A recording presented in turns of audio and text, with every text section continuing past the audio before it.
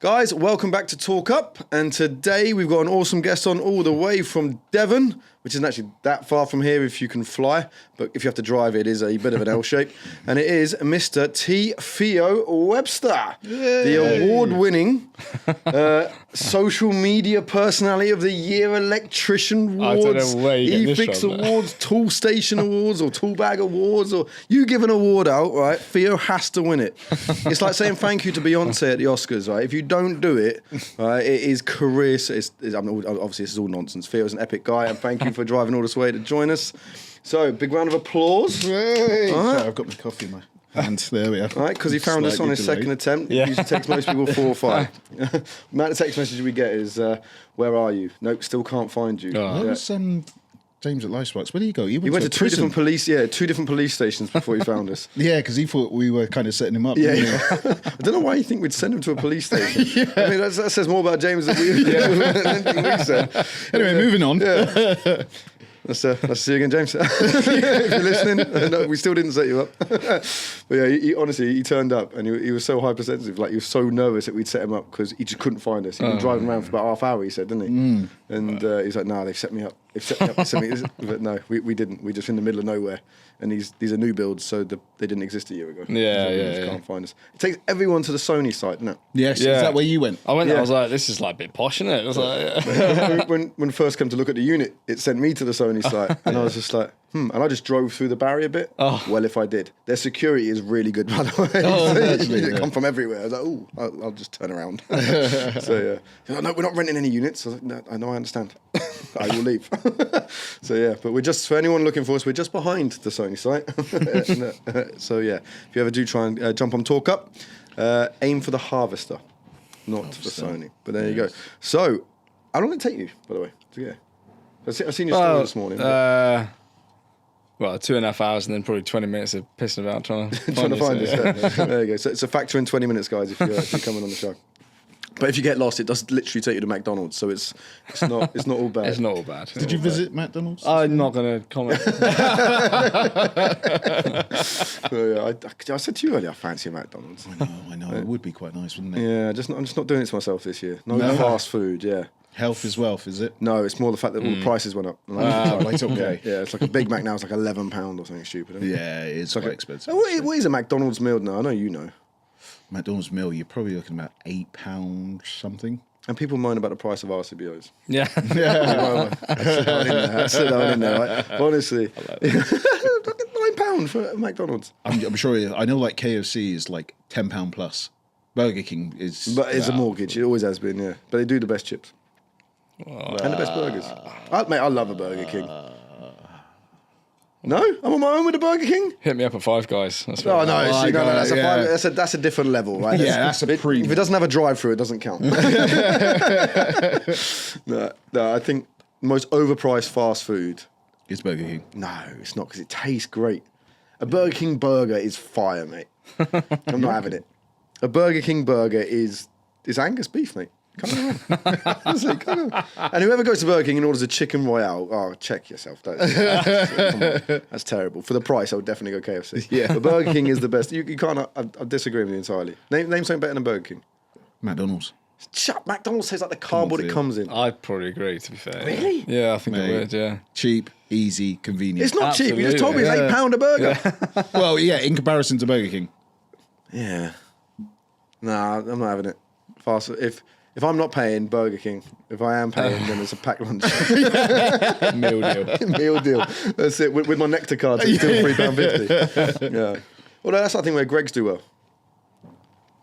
How so? What service station did you visit on the way up, or did you make a straight line? No, I'm straight here. I'm not a stopper. Just keep going. Sweet. Yeah.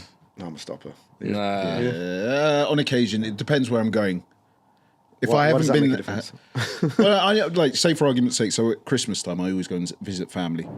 So I know exactly where it is. I just go straight. That's it. 3 hours. Boom. There we are. But if I'm going to see customers or anything, I always have like a half an hour stop in between. Or this, I that, was and the thinking other. more work related. 'Cause, Yeah. when I go back to London, it's a straight line. Yeah. And it's got the kids with me. Then it's 4 stops.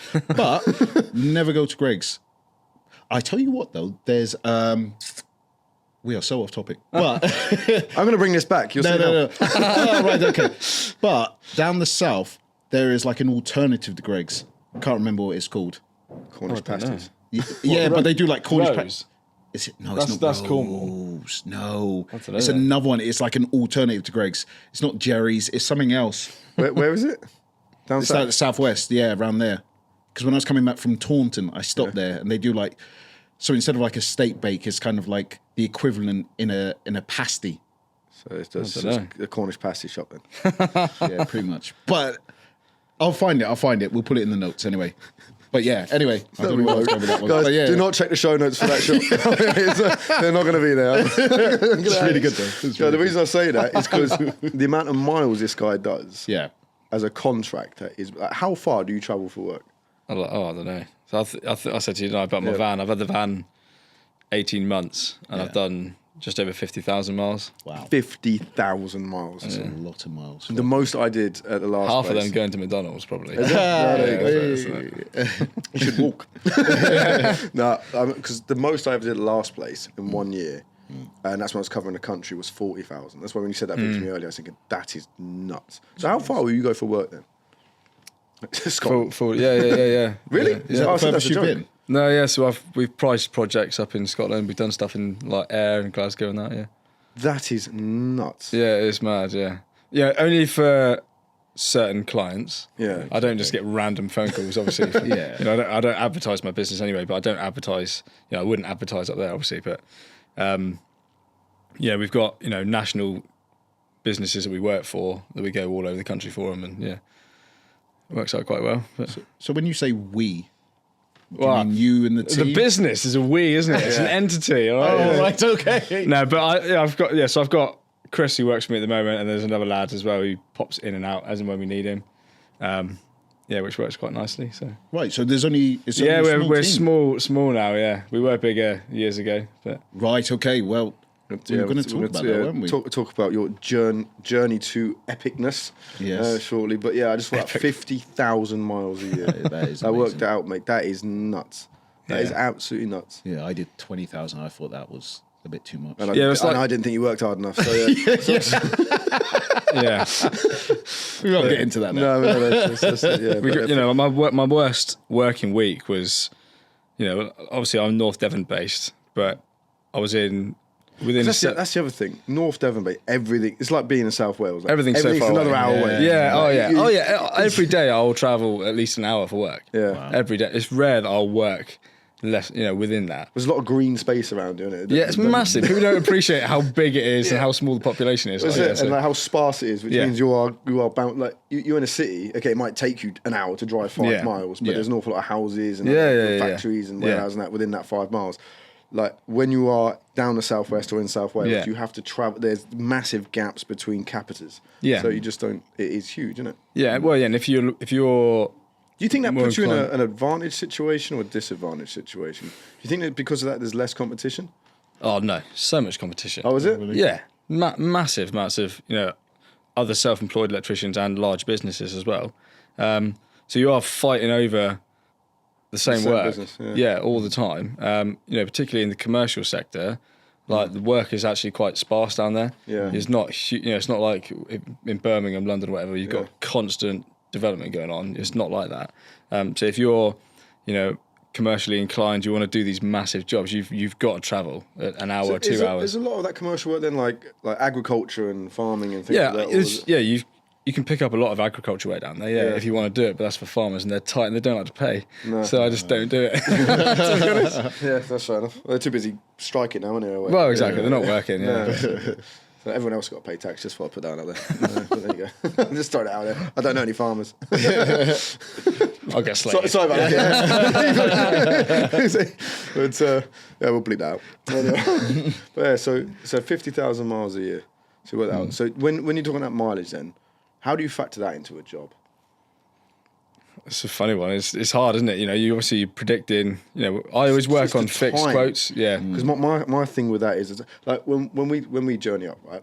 One thing because me and Jay basically inverted roles when we started this business, and I said to him, because not that you kept getting meetings late, but you just couldn't fit as much into the day. I was like, dude, you got to leave the house at 5:30, 6 in the morning. And to be fair, which isn't a problem for him, he wakes up at like 2. So like, he was on it, but it's that time either side of that working day. Then, isn't it? It's like because you're up at the house 5:30, 6 o'clock to get to your first call for 9, half 9, 10 o'clock, whatever it is. But then your last call might be 3, 4. You still got to come all the way back.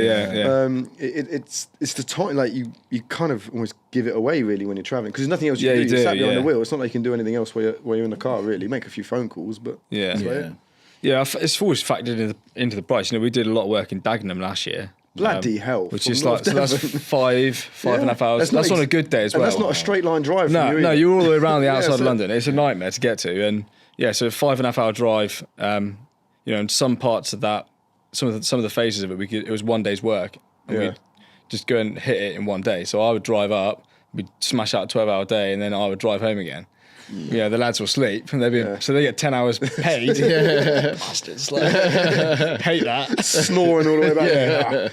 That's not a 50 quid gone. So, but you kind of just got to work it in. It's one of those things over the years, as you've been self-employed, you sort of learn how to do it better, I suppose. You just swallow it, I think. Yeah, well, you do. A lot of the time you do, like especially on your smaller jobs, you sort of forget about your personal time and your quoting time and invoicing. There's so many hours that are unpaid. It's crazy. It is. And we were talking about it when we just so Theo turned up as we just took another delivery. Luckily, Gigs around the corner's got a forklift and helped us out because fair play to him. I mean, although the man broke his back 3 years ago, was willing to help us unload a container. It was a token offer, wasn't it? I wouldn't have blamed you either because that was all heavy stuff. Big double stack boards, mate. They weigh a ton. Honestly, they're so unforgiving, aren't they? They're boxed individually as well. They're a bastard. But great to fit, by the way. Just it's one load from a container. Like, best consumer unit will fit. Just a bastard's one load from a container. But a complete off tangent. Then what was I? Oh, I've just dropped that one now. It's the weight of that 20 AMX. It must rattle. It does rattle me. What I was going to say though, just whilst you're thinking about it, you were talking about commercial. You were saying that it's quite competitive. Now, a lot of people, the standard thing is when it's competitive, they'll just drop the price to be more attractive. Is that what you do, or do you? No. I used to. Okay.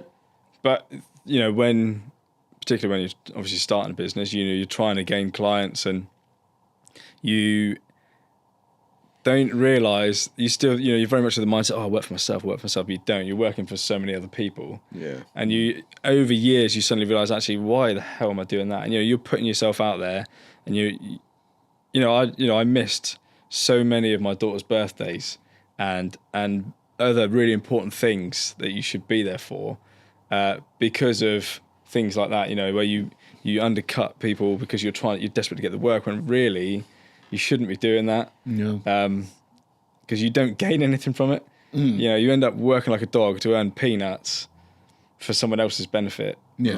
And it's so I definitely used to do that. In a competitive market, like you say, you drive the price down notoriously, but I don't really do that anymore. I've always sort of gone in now with my price is my price. We've got loads of stuff online. If you want to see the quality of our work, you can go online and see it. If you want to go and use someone else who's half the price or whatever, then do that. In fact, funny if I had a job like that.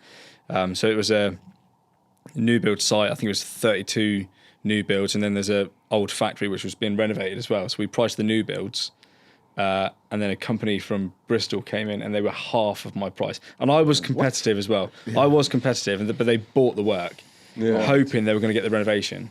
Because that's where the money was. Right. Okay. And they're not getting the renovation. So obviously the QS came back to me. They're like, "Oh, Theo, you're way off the mark. You're way off the mark." I'm like, "Well, I'm not." And I wasn't. And there was another company from Exeter as well that had priced it, and we were within 10,000 quid of each other.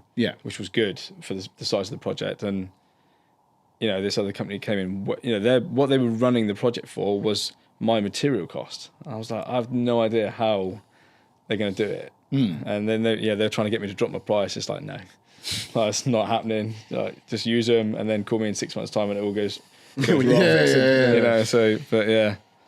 You see it in every part of it. I don't think our industry either is unique. I think in that sense, it's not just the trades. You see it in other industries as well, right? But like our industry, I just think it's so glaringly obvious. Like you see some wholesalers, they'll literally completely kill the price of Twin and Earth. Yeah. Because they think, well, if he buys his Twin and Earth here, while he's here, he'll buy his back box, he'll buy his this, he'll buy his that. Lost leader, yeah. But it's exactly it, right? But then so many contractors are savvy now. They go, I get all my stuff from my regular guy, but I'll buy my cable off of Mate, you. I'm a bug. I'm pretty sure my wholesalers hate me. Like they're all great. I love all my local wholesalers. They're great. I use them all. But I'll send a quote out to all of them, and then I'll pick it to bits. All right. He's the best price on that. He's the best price on that, because you've got to make it work for you. Yeah. Some guys are about convenience, which is fair enough, but I'm quite savvy with it. And as soon as I get an order placed, But if you can be organised enough to do that, that's exactly why you put the quotes out, isn't it? Yeah. But then it's one of them. It works both ways, because I suppose the wholesaler has got to look at it like, well, if in the same respect, if you send a listed quote, is it a job lot? This is, these are the prices if you buy the lot, or this is my price per line. If this is my price per line. it's going to happen. Which is how most of them run. But I got to be honest, we see it in our sector of the market over the past 8 years has become unbelievably aggressive. It was always either brands up here that were very expensive but trusted and everything else, or brands down here.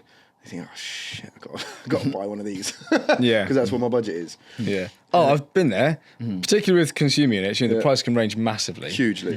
And I like. Oh God! When I'm newly self-employed, and you just when you put a price in, you get a job, and I don't really care at the time. I didn't really give a damn what I was fitting. I do now, very much. Because you learn a lesson, don't you? Yeah, you do, and you because you're putting everything out on social media, you want. People will comment and everything else. It's like, I don't need that. So, but I used to fit its own review program now. And people used to want Google reviews, but now people check your Instagram. You should be fitting that. It's crap. I won't use him. Yeah, that's true. Yeah, it's fact. But it's when so I'll have a particular wholesaler called me the other day. Get on really, really well with him, right? And he says, "Hey, seen these prices from X, Y, and Z." I said, "I don't even look at their prices, right? Because I know, right, for what they set it for, I can't make mine. Yeah. So."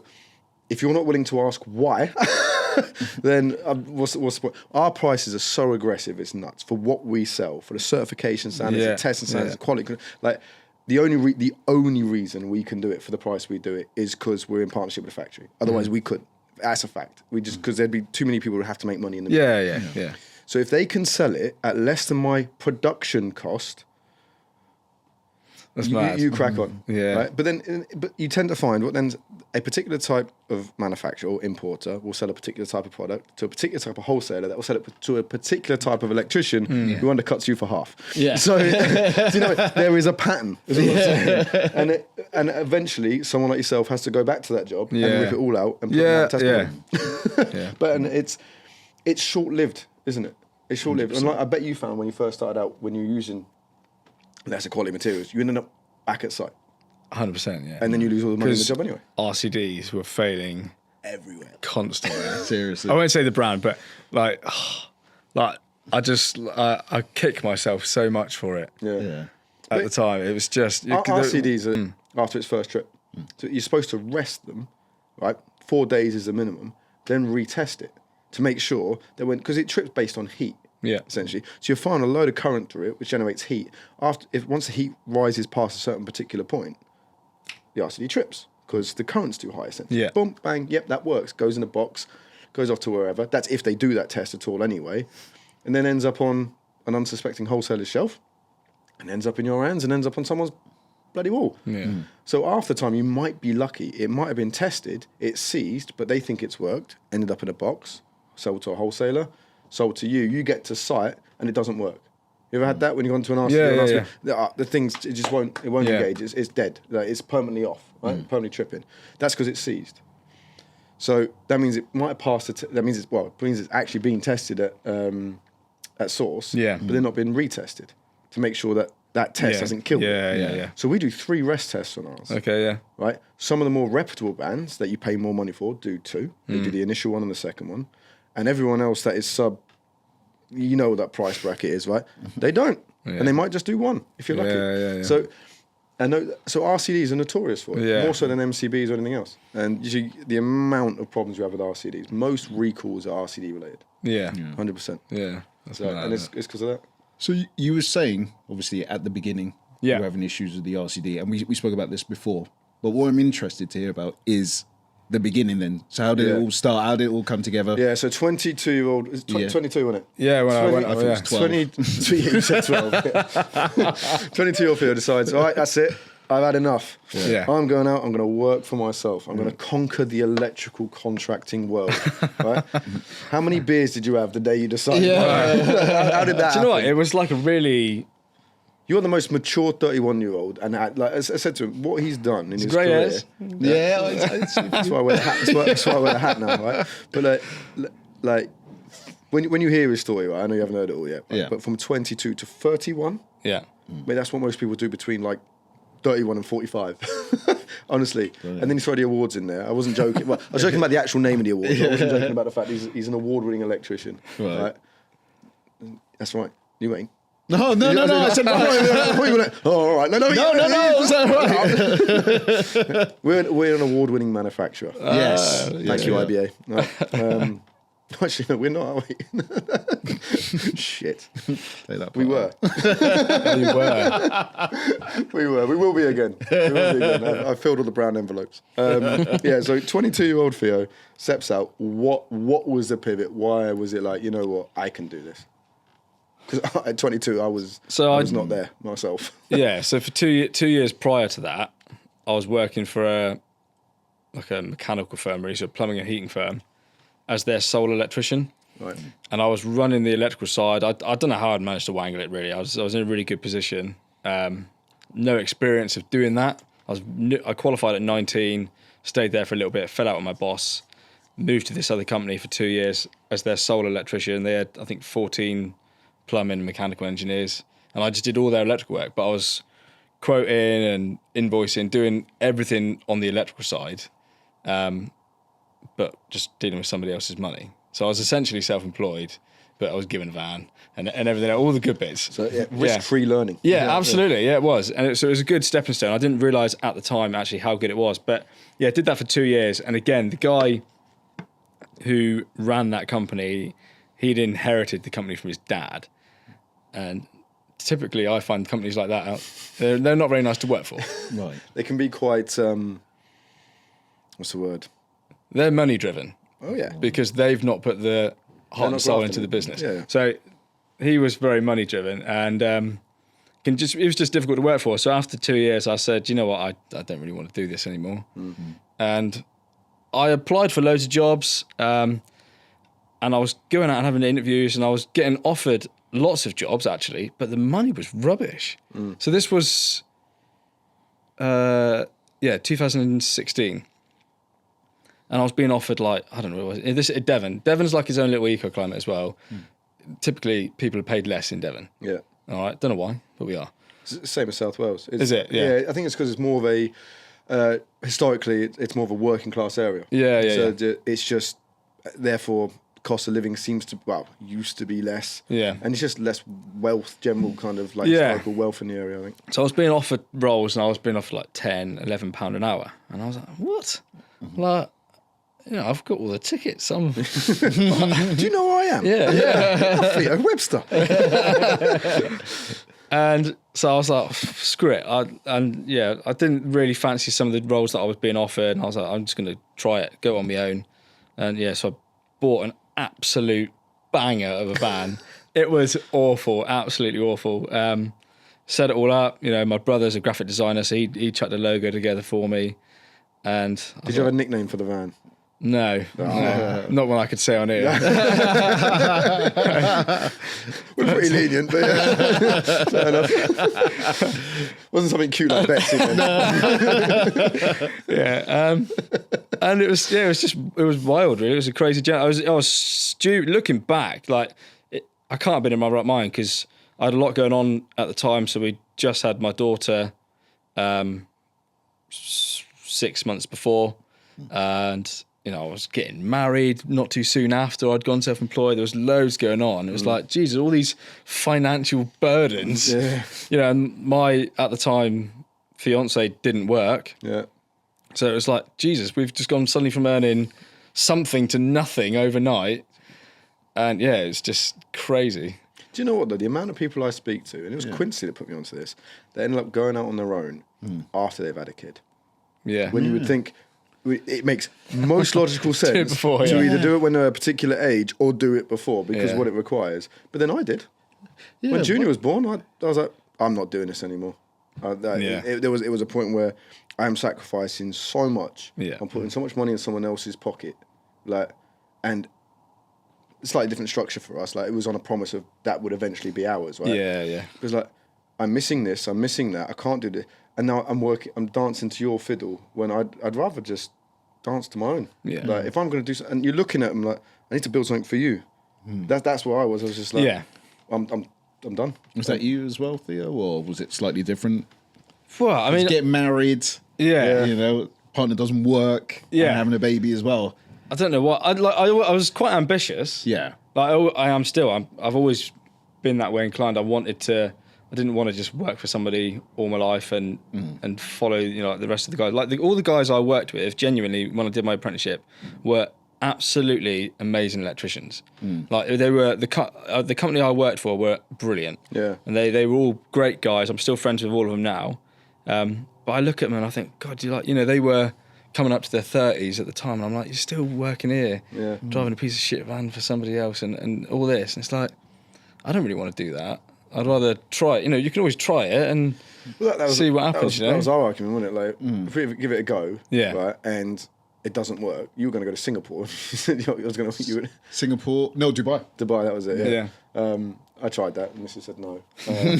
But yeah, and it was just, it's like worst case scenario, you end up back where you started. Yeah, exactly. Yeah. But you're a lot more. You got a lot more of this experience. Yeah, and just knowledge, financially worse off. Yeah. Yeah, 100%. Yeah, no, you are. Because if it don't work, it's your nuts on the block. Isn't it? That's the other thing people don't get right is when you go out on your own, right, big or small, doesn't really matter.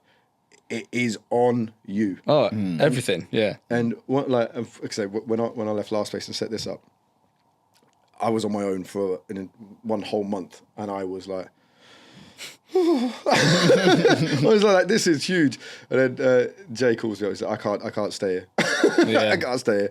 And I was like, well, come for an interview in the way I'm again. And he knew there's no interview. I was just like, look, this is what I want. You're gonna give me shares. We're gonna have a crack at this, and let's smash it. Yep. All right. Cool. Let's do it. I couldn't do it on my own. Yeah. This is too big. I couldn't do it. I had no intention of doing it on my own anyway, if I'm honest. But like, obviously, Paul's involved with the factory and everything else. But like, I was really lucky because I onboarded a lot of people I already knew. Obviously, after I left, weren't happy where they were. So it's like, can we come? I'm like, well, Yeah. it depends if you how well we do in the first 4 weeks. So I just said yes, and then figure out afterwards. Like, and luckily we got great relationships, but we've been doing this in this space for a decade. Yeah. You were 22, and then by the time you were 26, 13 people's salaries to worry about. Yeah. Like, do you know what? explain It's that so to funny. It's so yeah. That's that when you said that earlier, right? Not the button. I looked around thinking, we're there now, right? And again, I'm 37. At 26, like to make sure bills are paid, suppliers are paid, and most importantly, your staff are paid, keeps me up at night now. Yeah, knowing yeah, that we've got a yeah. successful brand, great relationships, business, we've got contracts in place, yada yada yada. At 26, I don't think I would have been capable to manage the pressure, right, of doing that for my own business. But two, I don't think I'd have been able to build a business that would have been able to pay for 13 people. Yeah. Like from only like I know that was 4 years there, but from stepping out with no previous experience of running your own business, no business degree, nothing like that. Yeah. Literally from, like you say, working for 2 years running the electrical side of the company to within 4 years being in a situation where you're employing 13 people. Yeah. Explain that jump, because that is not many months. That's 48 months. Yeah. That is nuts. nuts. Yeah. Didn't think of it like that. Yeah. but it's at the time, it's like, crazy. Yeah, I mean, it was all luck. It's all luck. It was purely based on the work I managed to get in and contacts I've made. We've spoken. You've got to be a people person. If you want to go self-employed and try and be reasonably successful, you need to be a people person. You need to be able to create relationships. And I still am quite good at that. And it was, I I say lucky, but you make your own luck. Guys, Will here from Talk Up. I hope you're enjoying this episode with Theo Webster. It's proudly brought to you by our partners at WeHa Tools.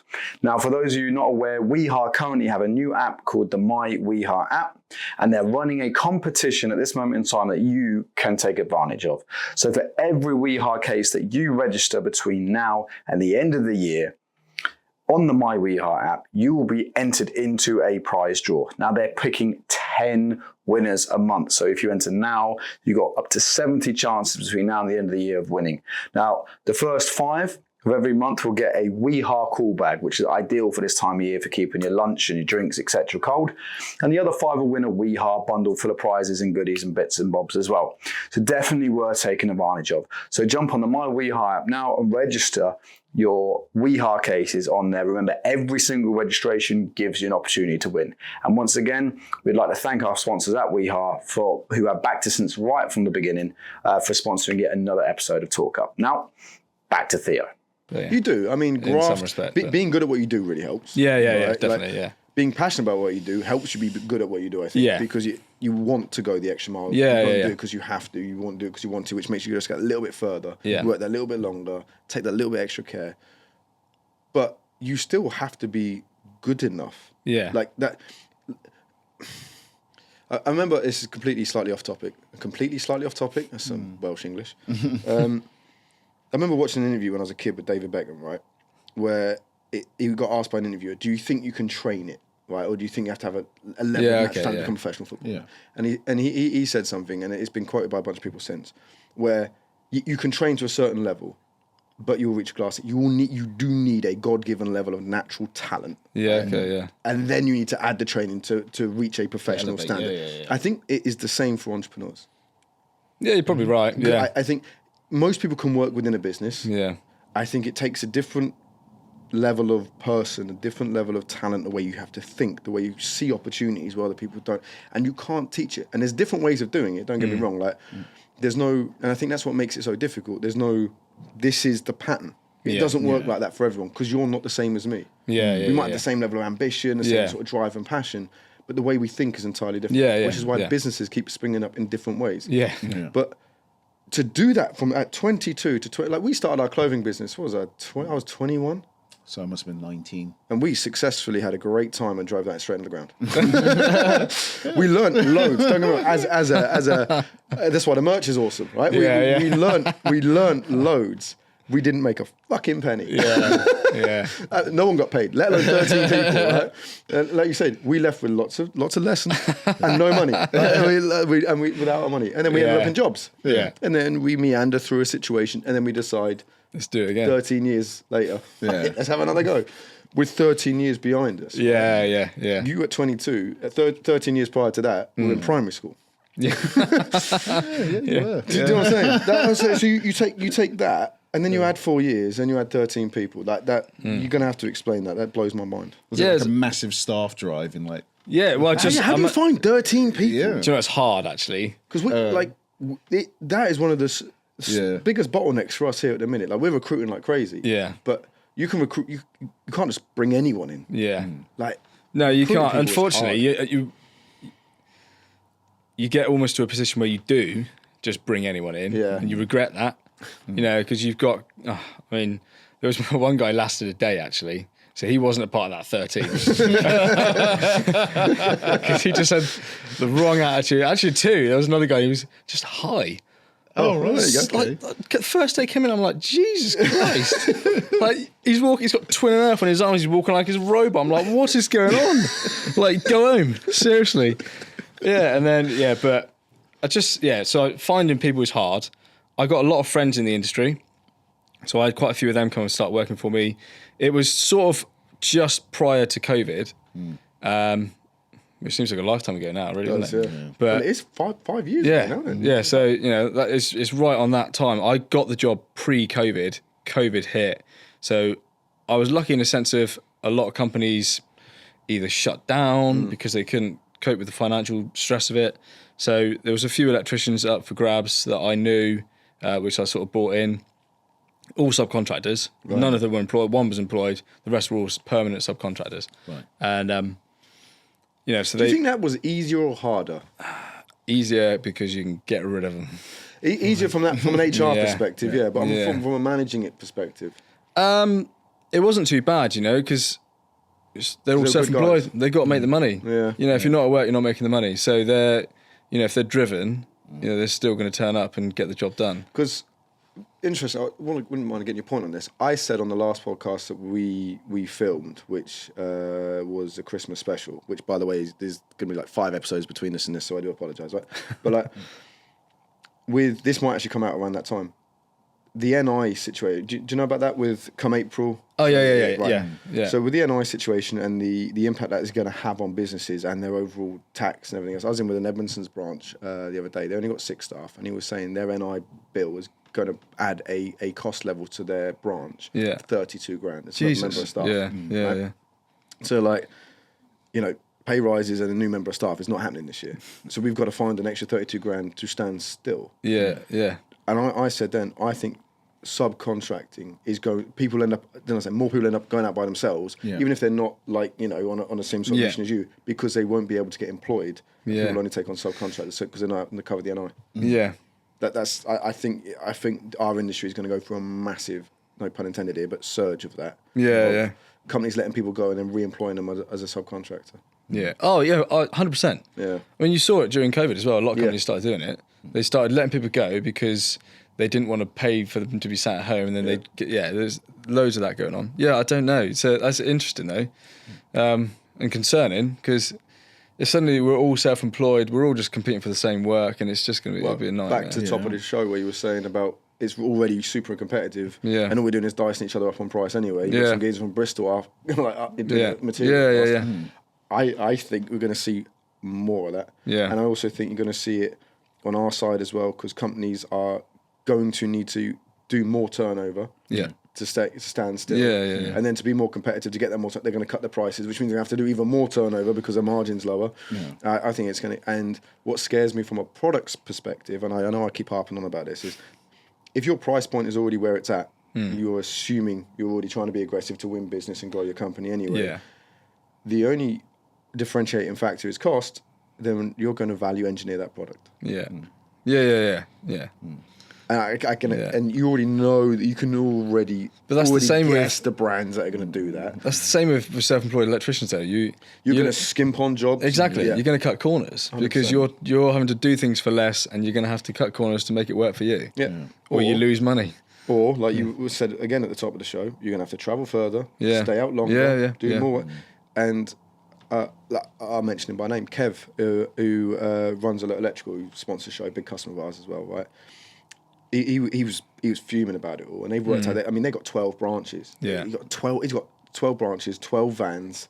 God knows how many staff now, and he said it is just to stand still is nuts. The guys have done so much work to cut costs last year because it's been hard since COVID. It's been hard, right? Cut costs and improve margins where they can without causing any issues, and by doing negotiating better deals with supply and doing all of that to see that go overnight. It's like this whole structure is going to keep people working themselves into the ground. There's going to be no balance, which is what I wanted to get onto next, is like a work-life balance, because you go from 22 to 26, you could not have had a day off to grow that business. Oh no, so from the day I set up my business, I was lucky. I had a lot of work. So when I was employed, I was working every hour. Anyway, like weekends, evenings, I was doing stuff. I built this little client base, and I was doing, I don't know how I'd done it really. So when I had gone self-employed, I'd already got a decent amount of work in. I think I had 6 months booked in.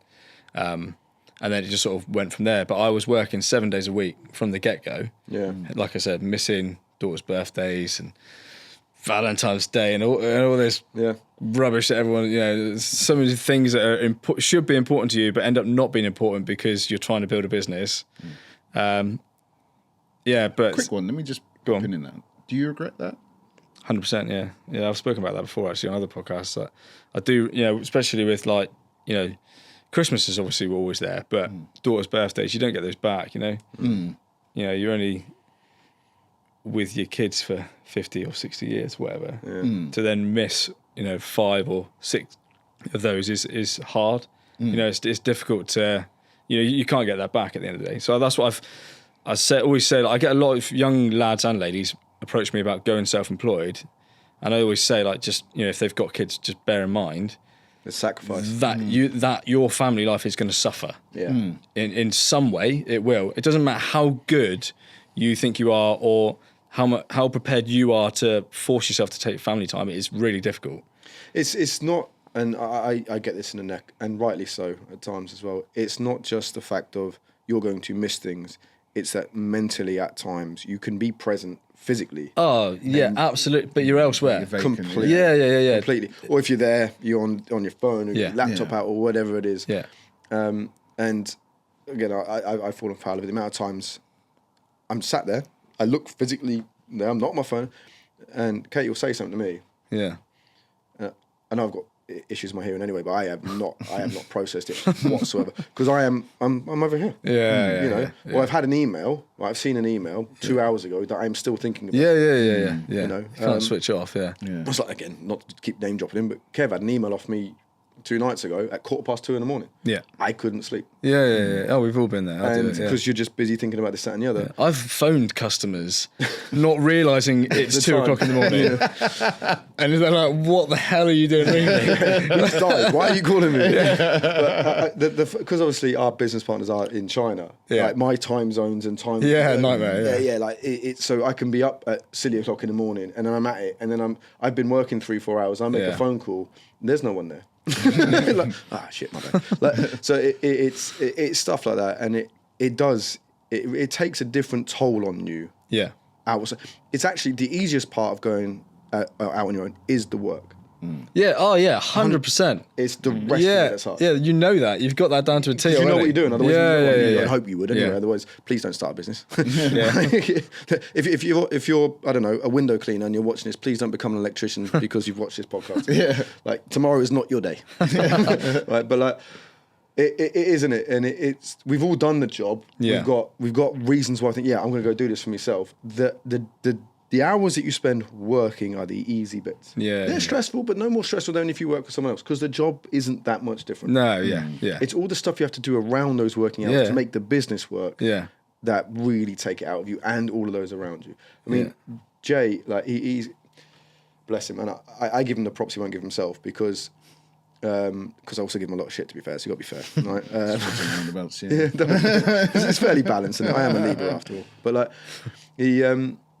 he work the hours this man works, and he does it in silence. Yeah. Like, the only reason you know he's been in before you, he's been in after you, he's been on the weekends, is because he doesn't pick after himself. Is literally is the messiest guy in the world. Like, you can say, oh, there's his McDonald's, there's his this, oh, he's obviously been doing that, oh, he's been making more Just to let consumer them know units. I've been here. But like, and you can see it. Bringing because stuff in from home. he does. And the reason I know it is because I like awkwardly I like things tidy and organised, so I follow up and clean up after him. That's how I know. But no, all jokes aside, but everyone knows it, and he does it because he loves it. Yeah, but yeah. it's and but he also like me, like you'll be sat there thinking about, I'll just go and do it. Yeah. Because otherwise it bores a hole in your brain. Yeah. Which creates a whole different level of pressure, which you then take out on those around you as well. Yeah, you do. It's like, so when I had the 13 working for me, Yeah. you know, the job That's itself. 13 headaches. That's why that surprised me. Yeah, oh, yeah. 26. I wouldn't be an emotional. I handled the pressure mature. really quite well, actually. Like, I wouldn't have put myself in that position if I didn't think I was capable of it. Yeah. I'm a trier, though. I'm always. I say you wouldn't know until you get Yeah, there. well, it's That's true. the Yeah, thing. yeah, and like it was difficult. I never, at the time, it's only probably in the last 2 years I've really thought about it. I haven't spoken to a few other people. Like, I never actually thought of it in a sense of you're paying 13 people's rents or mortgages. Yeah. Never thought of that for a minute. Like, and the risk for everyone else that was being carried, never thought about that. Which is, I don't know if that's good or bad. That's how I But- think before we take on anyone. Yeah, 'Cause okay, yeah. They're putting. Yeah, they're coming for a job, but they're trusting you to provide that. Yeah, job and absolutely. that Yeah, salary for every month. Security, yeah. 100%. Yes, they've got to perform, sure. Yeah. But they're also anticipating that you wouldn't be bringing me into this Yeah. unless you can guarantee. Yeah, that- yeah. And Yeah. because imagine you took a job, right? You got a family and everything Yeah. else. I'm like, yep, cool. I'm taking this job on this salary. Yep, bang. You've all 2 months later, mate, we can't afford you. Yeah. Like that's something I will never do. Like, if Yeah. we can't do it, we wouldn't advertise for it. Yeah. And that is, I'll be at like the middle of the month. I'm looking at the numbers like, that needs to go up, or we're good straight away. And it that bit for me, since we've gone out now, is I care about the staff more than Well, I do probably care about our staff more than I do the customers, if I'm honest. Yeah. Because like they all work really hard for our customers, but without my staff, we don't have a business. No. Like, Yeah. I mean, as much as we think we can do this on our own, Yeah. as you've seen, this is too much to do for two people. Like but that's the pressure. Because what I was thinking about when you said it, and this is why I keep harping back that it was 4 years. Yeah. Most people to get from themselves to 13 people. If you say like, oh, that took me 8 to 10 years. Well, those people come on gradually. Yeah. Which means you evolve as a director, as a manager, as a Yeah, business yeah, owner, gradually. Yeah. Oh, we went from 2 to 4. The jump from 2 to 4, the personal growth jump from 2 to 4 Yeah. isn't huge. You're now dealing with 4 personalities, 4 headaches, 4 responsibilities, right? Well, in the next 2 years, we went from 4 to 8. Okay, you went from 1 to 13 in 4 years. That is like just from if you've ever managed a small team and then managed a big team, the actual differences are vast. Yeah. They are 13 headaches. Love you all, but you are 13 headaches because you're 13 different ways of dealing with the same problem. Yeah. Oh, yeah. Yeah. And that's mental. So what was, because like you said before, so Will said, well, this is how I would have thought about it. And you said, I didn't think about it at all. So what was your thinking behind it then when you realised you had 13 people? I don't really know. No? Chaos. No. Like, I loved that I was building something and very much just loved the work. And that's really all I ever thought about, to be honest. Like the job that we were doing, I was really passionate about it. Yeah. They were just a byproduct of that. I needed them to be able to do that. Sure. Right. And it was like, I just never even thought about everything else that was good. I did at the end of the job because the contractor who we were working through went bust. Right. So I ended Is this after COVID now? God, I don't know. I'm not too sure. I can't remember the timescales on it. But this is probably maybe 18 months after we've got to that size. And yeah, things have gone bad for them. The job's become a bit of a nightmare for everybody there because the client is starting counter-charging people. And like you're talking big money as well. Yeah. And yeah, the customer I was working directly for went bust, owing me a load of money. Yeah. How old are you at this point? 27, 28 probably, yeah, by that point maybe. Yeah, but I made sure everyone got paid. So you're 27, 28. You're Yeah. now, again, you're still only 5-6 years into your Yeah. journey. You've got 13 bodies on hand. Yeah. Your main breadwinner goes pop. Yeah. Obviously, first time of dealing with anything like that. And then to deal with that again. And I'm going to keep harping on because 13 people is a lot of people. Yeah. Where did your mind go there, honestly? It was difficult, really difficult. And you go into sort of self-preservation mode, you're trying to, well, and even that, actually that's not true because you're not even thinking of yourself at all. I didn't. I know a lot of people would, but I made sure, I came up with nothing from that job. What would have been a really quite a lucrative job. We still finished the project. Because at 27, you've also got to be thinking, I'm going to be doing this for another 40 years. My reputation is everything. Yeah. But you've got no reserve. It's not like you've been in business but 20 that's years. Good because I think because of the way I handled myself on that, some of the contacts that I made on that job, I'm still friendly with now, and we do work with now. Right. So, yeah, that worked well for me. But how did you find the money and the resource to put it right because you weren't getting paid from your primary? Honestly, Yeah. Timing, bounce back lane. Yeah. I took it, and that saved my ass. Right. And I'm still paying for it now. Yeah. So everybody else walked away with their money, and I took that money so that I could pay them.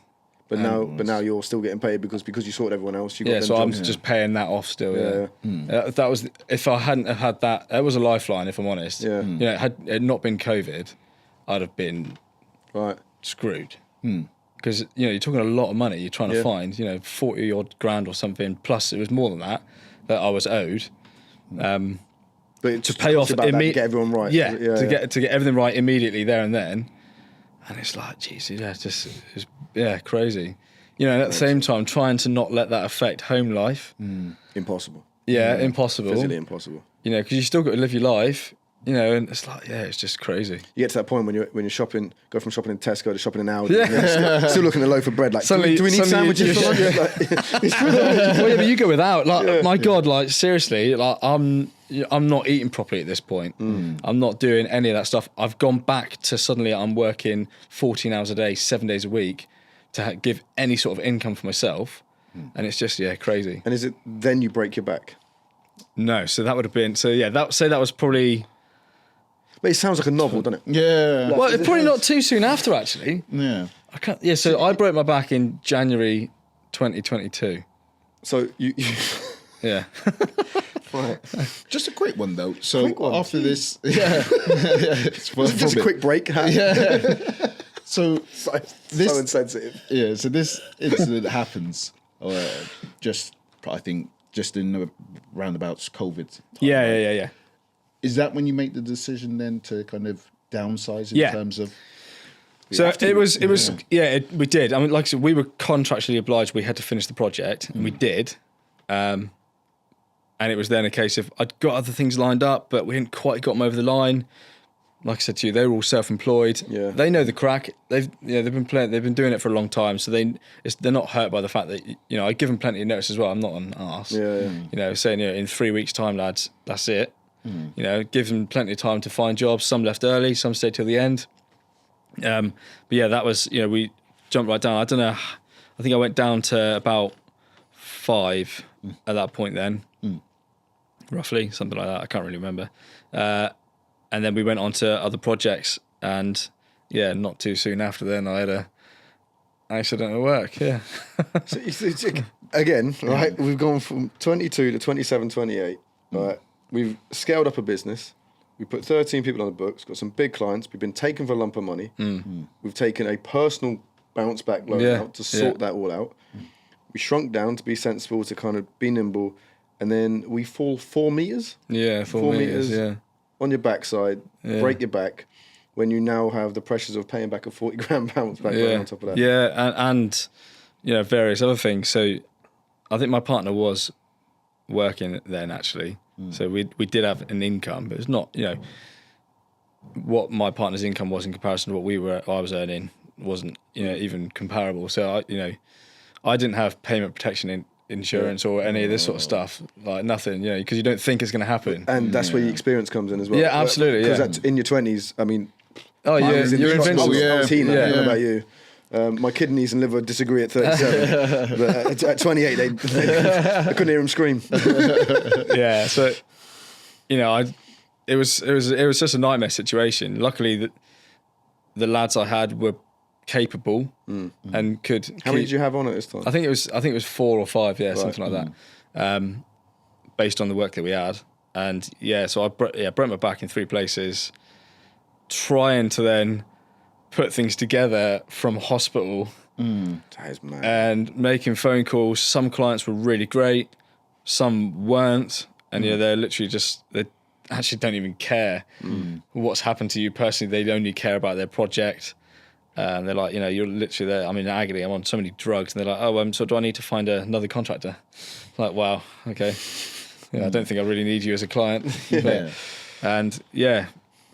So I managed to put it all together. So I was supposed to be on, typically, back break is a pretty serious injury. I mean, you dropped it so casually in conversation before we started the podcast. It was just like one of them. I was like, what? That's not a normal thing to say. Like, so I was in hospital for 2 weeks, and I was, they deemed me stable enough that I could go home. I'm in like a full back brace, loads of meds, a lot of pain, lot of pain, and 3 weeks after that, I was back at work. Wow. Full time. So I still in a back brace. Yeah. So I look like I'm wearing a rucksack all the time. Not climbing ladders, I hope. I was doing everything. Yeah, I'm there. I'm like picking up. I won't use brand names. So probably. But I'm picking up tools. Heavy tools as well. I'm getting on the lads. Are like, what the hell are you doing? I'm getting stuff. They'll vouch for me, Luke and Sebastian, and they're like literally shouting at me. Yeah. So I'm trying to just do stuff like I normally would, and I was going back and seeing the spinal specialists after like 8 weeks after the accident.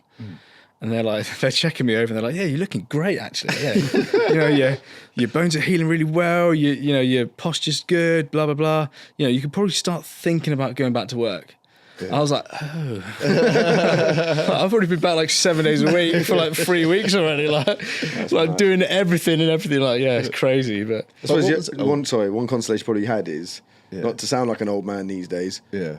But you had age on your side in the sense of you heal better. I was younger, yeah. So I was 28 when I did that, and yeah, do you know what?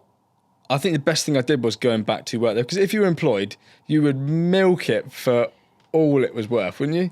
You'd have 8 months off of work. Not if you work for my old employer. Oh, right. Statutory sick pay. Oh yeah, I suppose true. Yeah, you'd be sat there getting. nothing. Just abusive emails with capital letters. Wouldn't you? Genuinely. Yeah, probably would. But I think that was the best thing I did, because I got myself moving, and So the 2 weeks that you were in the hospital, was it just pure frustration? Just frustration, as well as agony as well. Yeah. Very frustrated, and just really difficult, because you're trying to, suddenly you go from being I'm very hands on. I'm always very heavily involved in all of my jobs, whether I'm even go there or not. I'm very heavily involved in just micromanaging the hell out of everything. That's what you do. That's what I'm getting. Yeah. I can't say a thing. They want that wall up in my office more than I do. Yeah, right. With a lock on the outside. Especially when Jay's booking hotels and I hear the price. I'm like, how much? Put them in a travel lodge. But it's I forget where I was going. Yeah, but frustrations. Trying to the things that you just take for granted, being able to just sort that out. Oh, pop here, I'll do that. Pop here, do that. I couldn't do any of it, and it was just drive me insane. Yeah. I can't even relate. The closest I can get to is, remember when I snapped my Achilles? Yeah. Right, ouch. So, big ouch. Yeah. Right, but how was that? Was it early 30s? It was a few years back now. 3 or 4 years. Was it? Was it? I can't remember if it was before or after COVID now. Must be, no, it was just after COVID. After COVID. Probably a similar sort of time. And I snapped my, clean rupture. Bad, right? I'm not going to tell you how to do it, so bloody embarrassing. I mean, honestly. Right? But it just went, boom. Yeah. And all of a sudden, overnight, I had everything lined up. I can't drive. That was the biggest thing for me, right? I'm in this, Robocop boot for 6 weeks, right? I can't drive. And it's because my right foot, even though I had an automatic, it's my right, your insurance is invalid and everything else. And then I remember coming out the boot. I used to make him, at the time he lived in Cardiff and the business I was running was in Cardiff, to make him drive 20 miles to take me to the coffee shop to fill me in on everything that was going on. And because I was sat there on the sofa, laptop up, and you can't do it like you can do it when you can get up. No. Yeah. And then I can't, and then I'm making him take me to work. They can come to the bridge end, pick me up, take me to work. And he was basically telling me got fucked in the end. Yeah. But then as soon as I come out the boot, they're like, right, you're driving 20 minutes, half hour tops. Drove to Lincoln, and first meeting's in Lincoln. Boom. Cruise control. It'll be fine. Then I had to slam the brakes on. And that's an Achilles. That is not a broken back. It's not me lifting up a wall chaser or God knows what else. That is, I couldn't imagine that. It was bad for like a long period of time afterwards, because the trouble is, once you bones heal, but it's everything else that is sort all of the muscles, the tendons, that takes a lot. I was just forever hurting myself. I'll go and pick up something, like even just like a 3-phase distribution board. Go and pick it up. Don't think anything of that normally. Pull you back. Fuck me. And suddenly I'm like 2 weeks off work again because I'm in so much pain. Well, it's only 3 years ago. Some people that haven't had a big injury before might think, oh, it's 3 years ago. Like my Achilles about 3-4 years ago now. I still pull my calf, because there was a permanent imbalance. I get bad, so like literally, was it last week or the week before? I had 3 or 4 days where I was just in agony because. Does that ever worry you? Because you are only 31. Yeah, terrible. I'm worried about later on in life. Yeah. Definitely. Like, I mean, because again, a bit off topic. I'm sure you still go to a chiropractor, physio, and things. Yeah. Like that. So at the time when it was fresh, so. I don't know, maybe 8 months after it happened, I was in a position where I could do that. And I was seeing chiropractor and a masseuse every week, which is expensive. It is really expensive. Every week, which I had to do. But I also started going to the gym, just doing very light weight training, So I was seeing a personal trainer twice a week as well. Again, expensive. Yeah. So it's like all these things suddenly. And that being self-employed ain't covered by anyone. No. Yeah, literally. Yeah. So it's all just money for nothing. Yeah, just Well, it's coming not up from nothing. somewhere. Well, It's helping again, you, you're in your 20s at this point. trying to for the rest of rebuild your yourself. life. And yeah, it's just crazy. What's your time. mindset like at that time? Quite strong, luckily. Like I said, just That is lucky. come 'cause a lot through. of people, again, you just take that aside, the broken Yeah. back. Let's say you just had a normal job. Yeah. And you're working for a large contract or whatever, you've done it, you'd have cover, there'd be insurances in place. That would still be a tough time. There's no, just again I've had so many injuries playing basketball all my life, like the rehab of the, and sometimes it just really fucking hurts. Yeah. There's breaking Definitely. through scar tissue and everything else. Like that Achilles took me a year, didn't it? Yeah. Like, it really, and some days are a lot worse than that. And you just, I cannot be asked. And then you've got to do a full day's work. Yeah. Getting out of bed every day, I'm not joking, at the time was so painful. I can only imagine. So painful. And even now, occasionally it is bad. Yeah. The cold mornings 100%, definitely affect me really badly. It's a lifetime injury, I suppose. Really, it doesn't matter really what I do to myself. Whatever fitness I do and everything, it's always going to affect me in some way. Yeah. But yeah, so I'm definitely worried about later on in life. Yeah. Well, at least you've not been immature about the rehab side. Yeah. And see a long term of it. But yeah, that's mad. So we continue on then, right? Because we haven't even made it to 31 at this point. Right, so we're now 27, 28. You're back on site. They're now telling you can go to work 3 weeks later. How do you get from there to becoming an award-winning electrician? I mean, I was already award-winning before. Yeah, 22. Well, to be fair, you could have probably launched a business course off the back of that. Boom.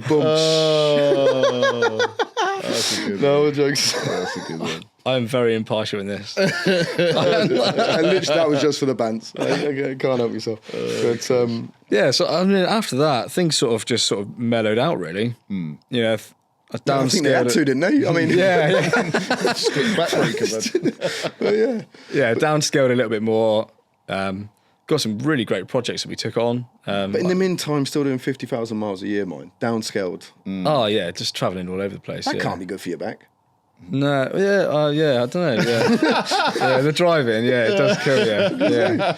You normally get to the hotel and you're pretty like. Yeah, I mean, it's not like that.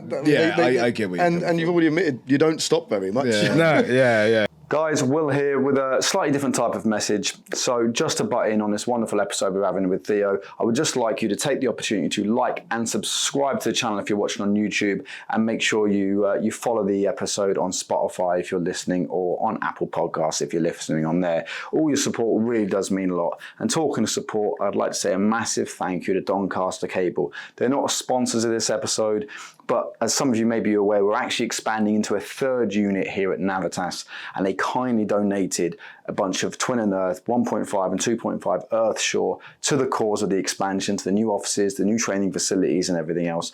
So a wonderful, wonderful company, a great product, and thank you again for all your support, not only with the podcast, but also with our guys here at Navitas as well. So thank you, Doncaster Cable. And if you haven't tried earth shore yet, I cannot recommend it highly enough. Fucking idiot. So funny. You're not funny. Anyway, You've never been funny. anyway, you're still talking. Anyway, we were talking about your back there. So, let me start that again. Sorry, I lost my train of thought. How do you lose So you're back. It's been the same topic for an hour. Right. So yeah. Sorry, I'm not laughing at your back. I'm just laughing at I deviate. Right. Okay. I'm back in the room. Right. You ready? Mate, we've laughed plenty. We don't need to keep laughing. So, just following on from, the back incident.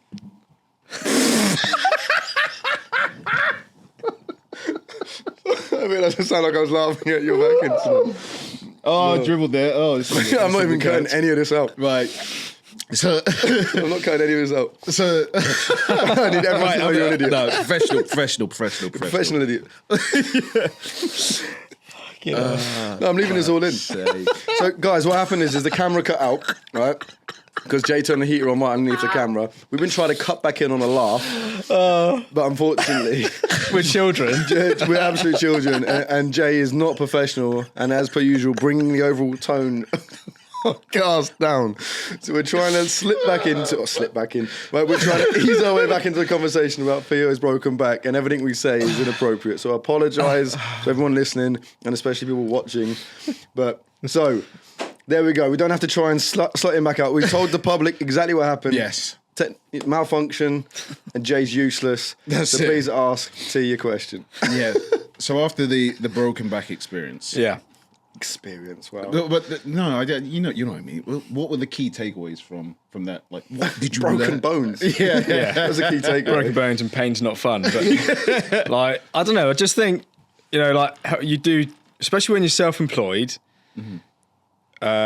you are looking at the financial value of a job and what you're going to gain from it over your own personal health and safety quite a lot. Right. Yeah. You know, I look back at some of the jobs I've done and I think, Jesus Christ, some of the stuff I was doing, you know, I'm like 10 meters up a ladder where really you should have been using a mute and things like that.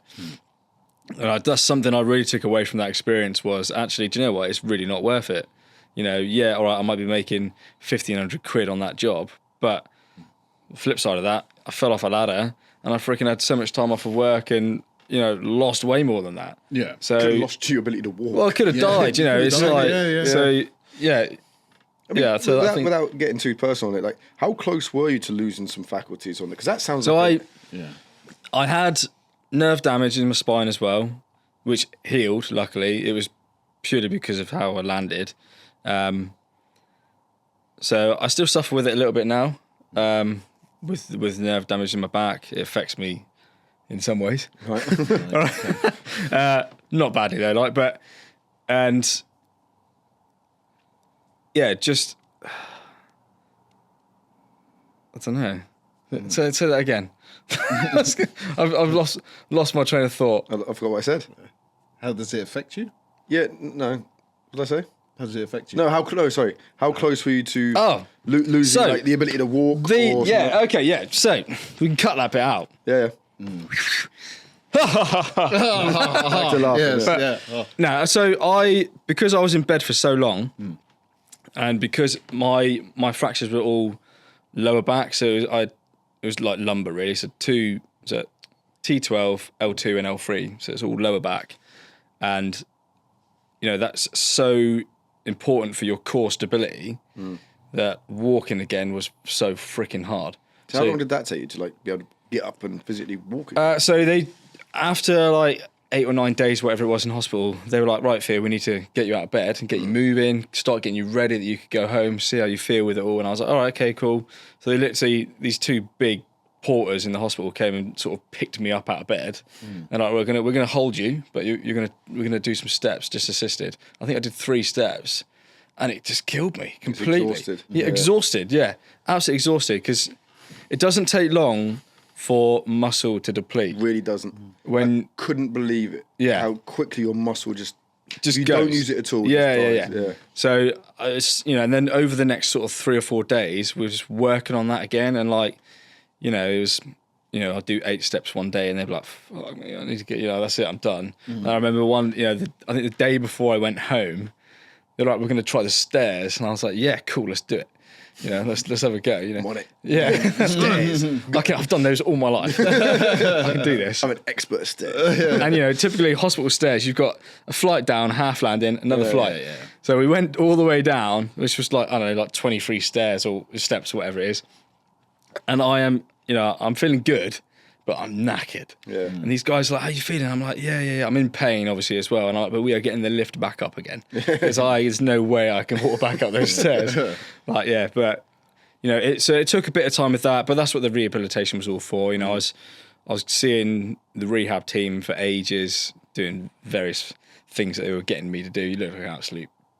Yeah, the stretches are a bit awkward, isn't it? Yeah, I wouldn't want to do them right now, just to show you. But it's Wouldn't ask like, you to. Crazy. It's not that sort of show. and yeah, so you know, once I got past that, you know, like I said, then later on started seeing a PT, and and all that. Building the strength, that was the key thing.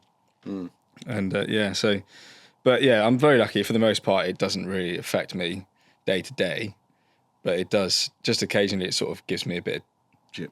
Yeah. Like you say, you could have fallen on your head rather than your backside. It's a whole different story. Yeah, so I landed sat upright, so much like I am now. You know, my feet hit the floor first, so I sprained both my ankles really badly as well. Which is, do you know, I didn't know how bad a sprain could be. Mate, really I thought sometimes a break can hit both quicker my than a wrists sprain. and my ankles, I thought I'd broken everything. Yeah. Like, because it was so painful, but not straight away. It's just like 3 days later. Yeah, because it's literally where it settles down. Flipping out. I had no idea. I'm there saying to the doctors, like, you need to re-x-ray me. Like, I'm in so much pain. Like, the back's not even hurting now. It's just my wrist. And feet hit the floor first, then my arse, and with my hands at the same time, and then fell back and hit my head. But if I'd hit my head harder, could have been a lot worse. I had hands full of tools as well. There's no way to brace your fall. No, yeah. So like the first thing I did, but after the initial shock, I'm there checking myself to make sure I've not impaled myself on a freaking screwdriver or something. Think about that. Yeah, it's mad when you think about that. But I was going to say, because when we spoke earlier, you said the tenants came back, but did you contact them? So yeah, the client was it was a domestic property that was vacant, being renovated. So there's no doors or windows. It was just the shell. The floor's been removed and everything. And I was there on my own. So I'd had people there with me. I'd sent them home. I was just doing a last check around site, make sure everything's good. No tools have been left around, which they had. And I picked all that up and then obviously fell. So it was like 5 p.m. or something, 5:30, something like that. And luckily my phone landed beside me on this concrete floor. It didn't break. Like, thank God for that. And I called my mum first. But she couldn't understand me because I was in so much pain. Yeah. I could not put words together properly. Mate. And so I just hung up on her. After giving her like this I'm sure gargle down the phone. She's up. He's been drinking again. And then I texted my client and they were like, 45 minutes away. So she came as quickly as she could. Yeah. But I was just there on my own. In freezing cold. Didn't think to call like an ambulance. Oh, I called an ambulance. Yeah. It's okay. Do you know what? But they're so they must, and I don't feel bad about it. Like, but they took ages to get to me. But they must get phone calls all the time where people are saying I've done something serious, and it's probably not as serious as they say it is. And like, it was as if they just didn't believe me on the phone. I'm there, like I'm crying while speaking to them on the phone because I'm in so much pain. And they're like, "Oh, okay, yeah. So how far have you fallen?" I'm like 4 meters. And then they're immediately thinking, that's probably like 1 meter. And, and because people just exaggerate. On everything. And, so 45 minutes later, my client got to me. So she's then like just got whatever jacket she's got in her car and that, putting them on me, trying to keep me warm because I'm just on this concrete floor. And then, it took 2 hours in total for the ambulance to get to me. How far away is the hospital? Barnstable was 15 minutes away. That is mad. It's bad, man. Yeah. So in fact, they were telling me. So the people on the 999 call were telling my client. So Rachel, my client, is like 4 foot nothing. Right. At this point, I was a lot heavy. I was like 100 kilos back then. Bloody hell. Wow. And they're like, "Can you pick him up and put him in your car?" And she was like, "No, I can't lift him." And he's clearly done something to himself. Not being funny, but can you imagine? Worst case scenario, imagine there was a bunch of lads on site that could I could have lifted you. Yeah, it could have been really bad. That could have been. Yeah. I mean, that's sound advice, that, isn't it? Yeah. He's clearly at his back. Just pick him up. Yeah, it was crazy. So what actually happened in the end was... Any first aider will teach you, don't move them, right? Yeah, you leave them alone, yeah. Wait till the ambulance gets there. Yeah, so my mum's neighbour came down because she was training to be a midwife at the time. And she was like, "Oh, this is actually probably not going to help." Well, it's not, yeah. But she came down, bless her, and she was like, "This is actually pretty bad." So she ended up going outside and called 999 again and just said I was going in and out of consciousness, and that's what got them there quicker. Wow, we're still talking 2 hours. That's mad, isn't it? Yeah, still 2 hours exactly. That's horrific. Yeah. Well, there you go. Don't worry, guys. All your taxes are still going up in April, and I'm sure it won't change. I still can't get a doctor's appointment and wait 2.5 years. Yeah. But that's not what this show's about either. So there you go. I just can't help myself. I'm so pissed about it. Right. So go forward at you're 27, 28, and then you become an award-winning electrician. What's the first award you win? So the first one I won was actually in 2016 when I set my business up. Oh, okay. Oh wow. Yeah. We won an award for our first business. We folded the following year. So, well, I did better than we did. Misplaced, I think, but we appreciate it. And I was 22, and it was with On the Tools. Okay, yeah.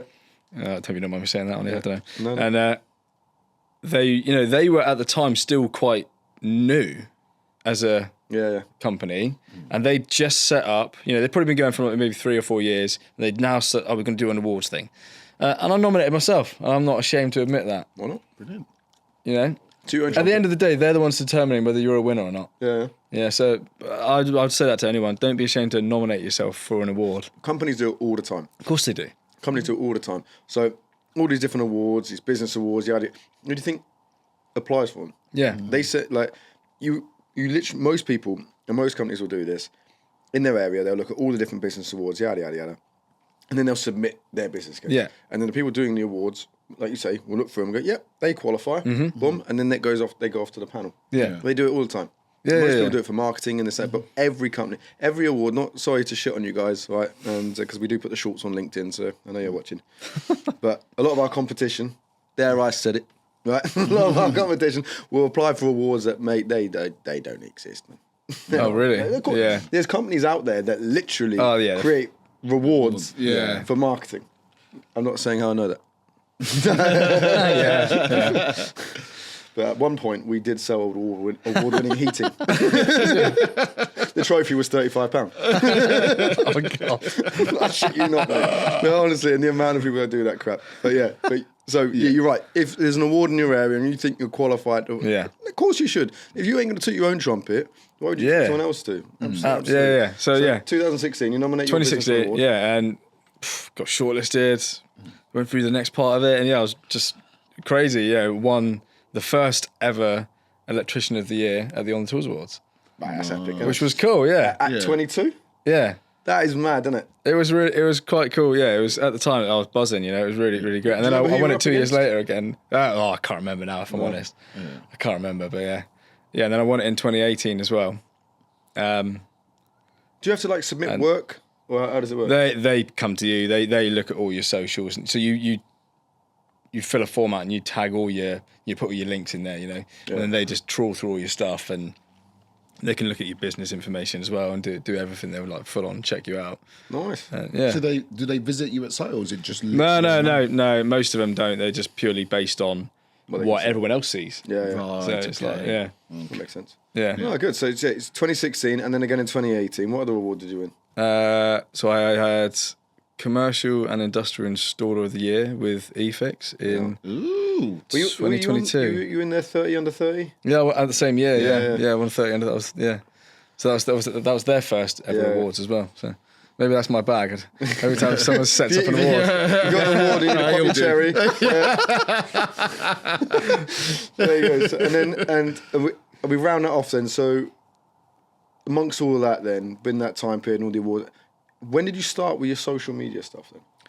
So I started it straight away when I set my business up, purely based on the fact that it was just I need to do that. I need to set up a Facebook. I need to do an Instagram, because even then, I've got more so now, but even then I had in my mind for my generation, when they got to the point where you're buying houses or you own multiple houses, if you're looking for a tradesperson, you're going to be using the likes of YouTube, Instagram, things like that, because you're not just ringing up a stranger. You can get a bit of a rapport with someone before you've even met them. Yeah. For me, someone can now go on and look at my Instagram and they can see 9 years of my work.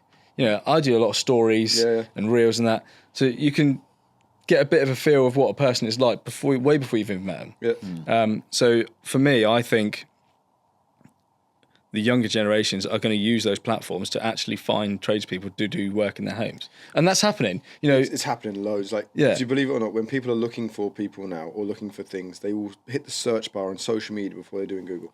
Yeah.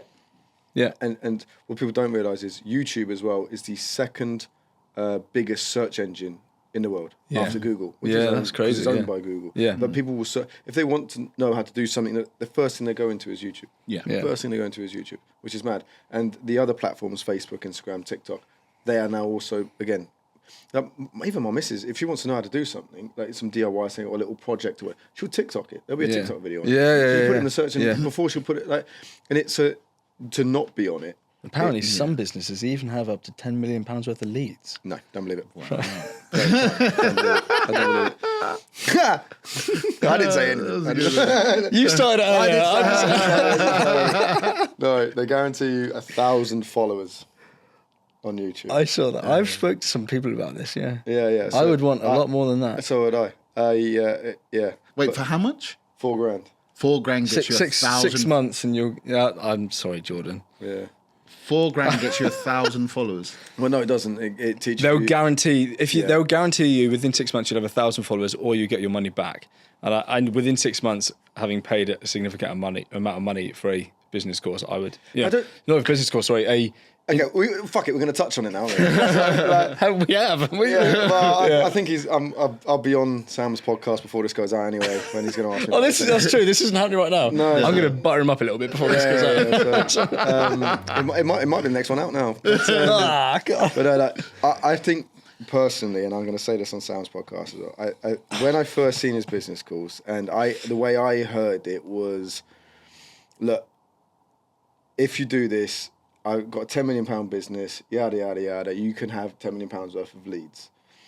After listening to him on Sam's show, what it actually sounds like to me, in my opinion, allegedly, whatever the get out of jail free clause is, right?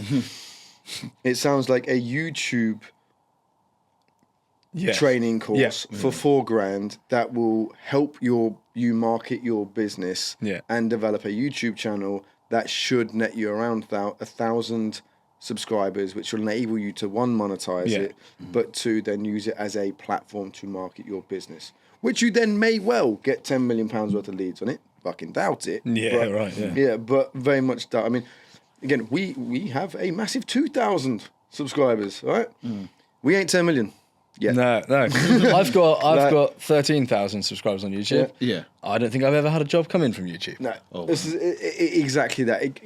Again, leading back to what we were saying, as a search engine situation, YouTube is excellent. Again, because you can have some long form stuff in there. People really see how you go about your work, this, that, and the other. The YouTube phenomenon that Jordan, Bundy, and them guys rode in on, right, and did a fantastic job, and I think is also now on its decline. Short form video is definitely where a lot more attention is at, and if I like that, I may watch this. I can tell you that just from the podcast views for this show are really, really low. Right? They're really low.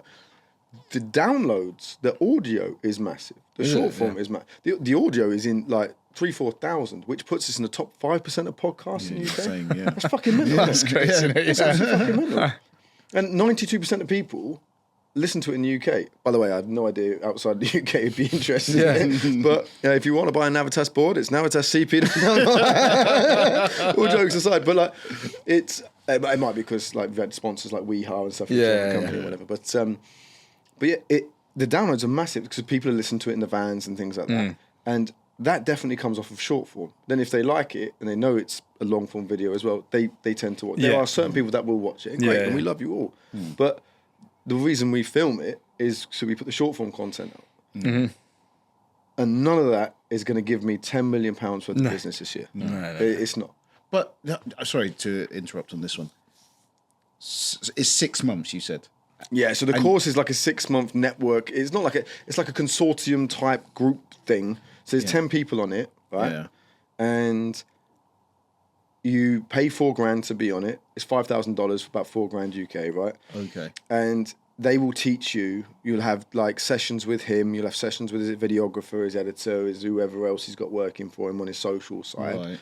And they will then, off the back of that, give you the tools or the knowledge or know-how how to use YouTube to get yourself a platform that will get you 1,000 subscribers, which could lead you to leads. And they guarantee. That's what he said. 1,000 subscribers. With the great respect, Jay, right? If you put out good content every 2 weeks, between 4 and 8 minute videos, engaged it, followed it up, did shorts off it, post, and really made it a focus, you could grow 1,000 subscribers. Yeah. You reckon you could do it? I did. Yeah. I did. And then, but then I stopped doing it because it didn't. I haven't been consistent with our YouTube, and the numbers are still going up. I don't know if you could guarantee that though. Because you can't guarantee it, but it would be very difficult. Like if you watch YouTube, like you watch it, you'll want that sort of content. It's like people watch television on Netflix. Oh, it's a 10-minute show that it formulates part of how someone does whatever they do in the evening. But what my point is I get what you're saying, and you can be as skeptical as you are. I'm not sticking up for him. I don't really give a shit. But like, I don't. People know how I feel. The problem with the course, I think, is for me, and the problem I think electricians have with the course is they don't like Jordan. I must say it. A lot of people don't like the guy, right? They don't. He's Marmite, which is fine. Okay, would you disagree with me? He's Marmite. I'd say. Marmite, like, whether you like him or not, and I'm not. I don't really care. Like when I say that, I really mean it. I couldn't give a shit. Yeah. But I think because he advertised it as a business course that would generate leads, it sounded very Joseph Valentino, who is a dick. Yeah. And I'll say that, right? Who is trying to teach people to fuck off. I'm not even getting I got a friend who did his course. Yeah. Is he a millionaire yet? No. Nowhere Gone back near. to plumbing yet? Yeah, he's a plumber. Yeah, funny that, innit? Okay, no. Plumbers stop fitting PV. For fuck's sake. So I went for a stage of 4 episodes casting plumbers who wanted to be electricians, and he reminded me his old man's a plumber. I can't make it up, can you? But at least he's not fitting PV panels, is he? No, PV he's systems. definitely No, not. he's No. not. So, I think it come across a bit like that. And then you have our old mate Jamie Blayton, who really takes that personally. And you know, whether you love Jamie or hate Jamie, and again, you want to talk about Marmite, he's Marmite with sprinkles on top. Yeah. Do you know what I mean? And he's come out and made, you know, and done that, and it's put all this heap on wood and the fire of it all. But see, the thing is, I think if you'd have actually come out and pitched it as a YouTube course, I think he's got a lot of credibility, personally. Yeah. I know Jamie's going after. Yeah, rather than target, because he is sort of targeting electricians. He is, yeah, presumably. 100%. Yeah, so like I say, if it was just a YouTube course, so it's open to anyone, I think that money, that in terms of that value, probably actually would increase. I agree. Because for me, I just don't, I couldn't see a return on investment. No. Unless you've got to put so much time to it. You know, Jordan's in his position where he's been, but that's because it's taken him a long time to get there. It has taken him a long time. A long time, you know, and he's got a successful business that he was in a position then where he could bring in a videographer. You know, they make good money. You know, he's been very open every year. He does sort of an end of year review, and I think 2023 he made £250,000 off his YouTube or all his socials or something like that. You know, with brand deals and whatever else.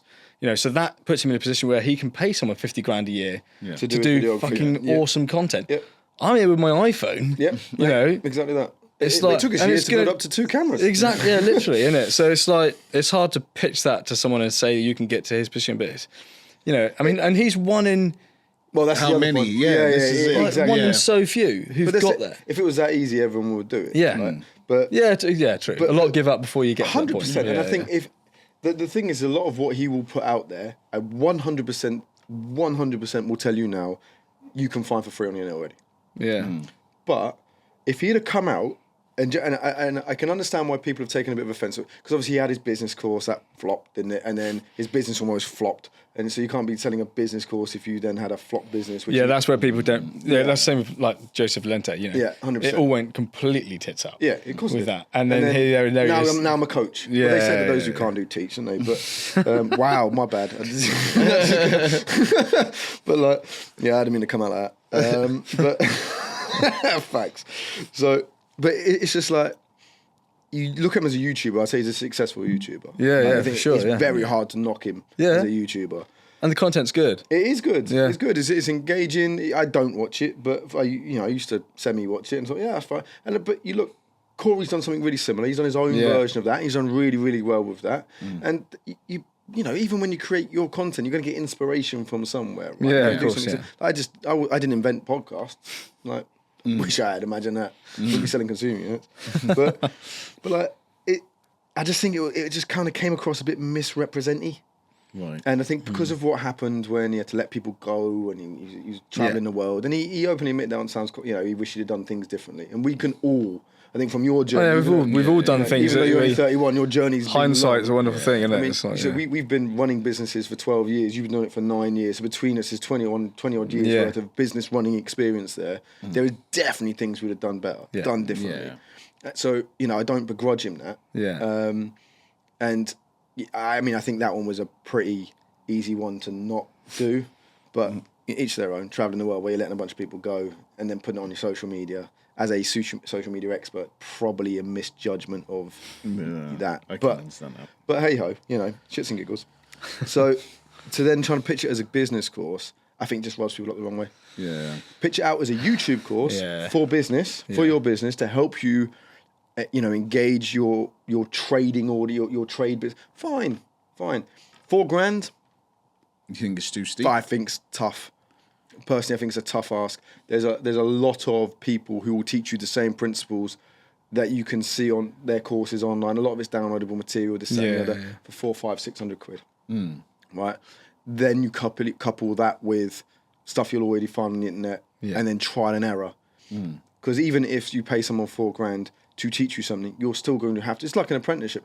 You can sit there and read a book all you like until you're out on site fitting something, and you're hang on, it said like this in the book, but that wall's off on the kink now. Like, how do I run that from there to there? Like, you need that experience. So you're still going to have to go through those growing pains anyway to then pay someone $4,000 for that. But you do get access to him for 6 months or something like that.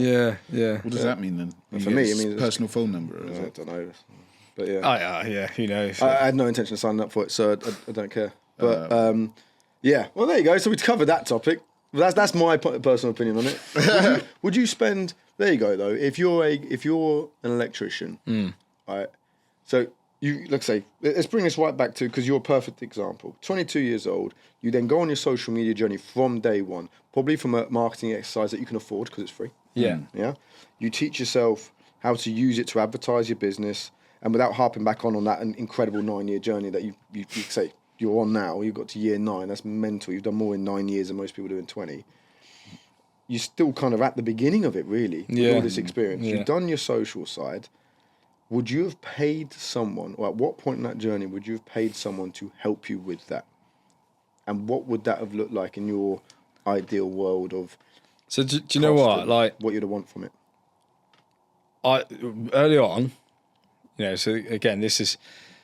YouTube and all that was going on when I set up my business, but I didn't really engage with it. Yeah. I didn't appreciate how, it was still, that was early days even then, 9 years ago for Jordan and Bundy and all that. Well, most only really picked up in around COVID time because people were at home to watch it. Yeah. But, so I used marketing tools for me then, at the time were things like Thompson Local, Yale, online.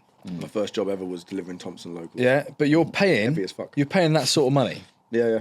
But those are platforms that are there, built for you to advertise you. Yeah. Jordan is trying to teach you to build your own. Yep. Right? Those things brought me nothing.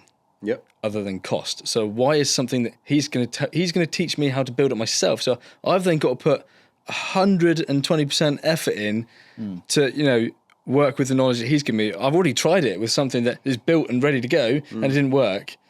So I don't think I would ever do that. No.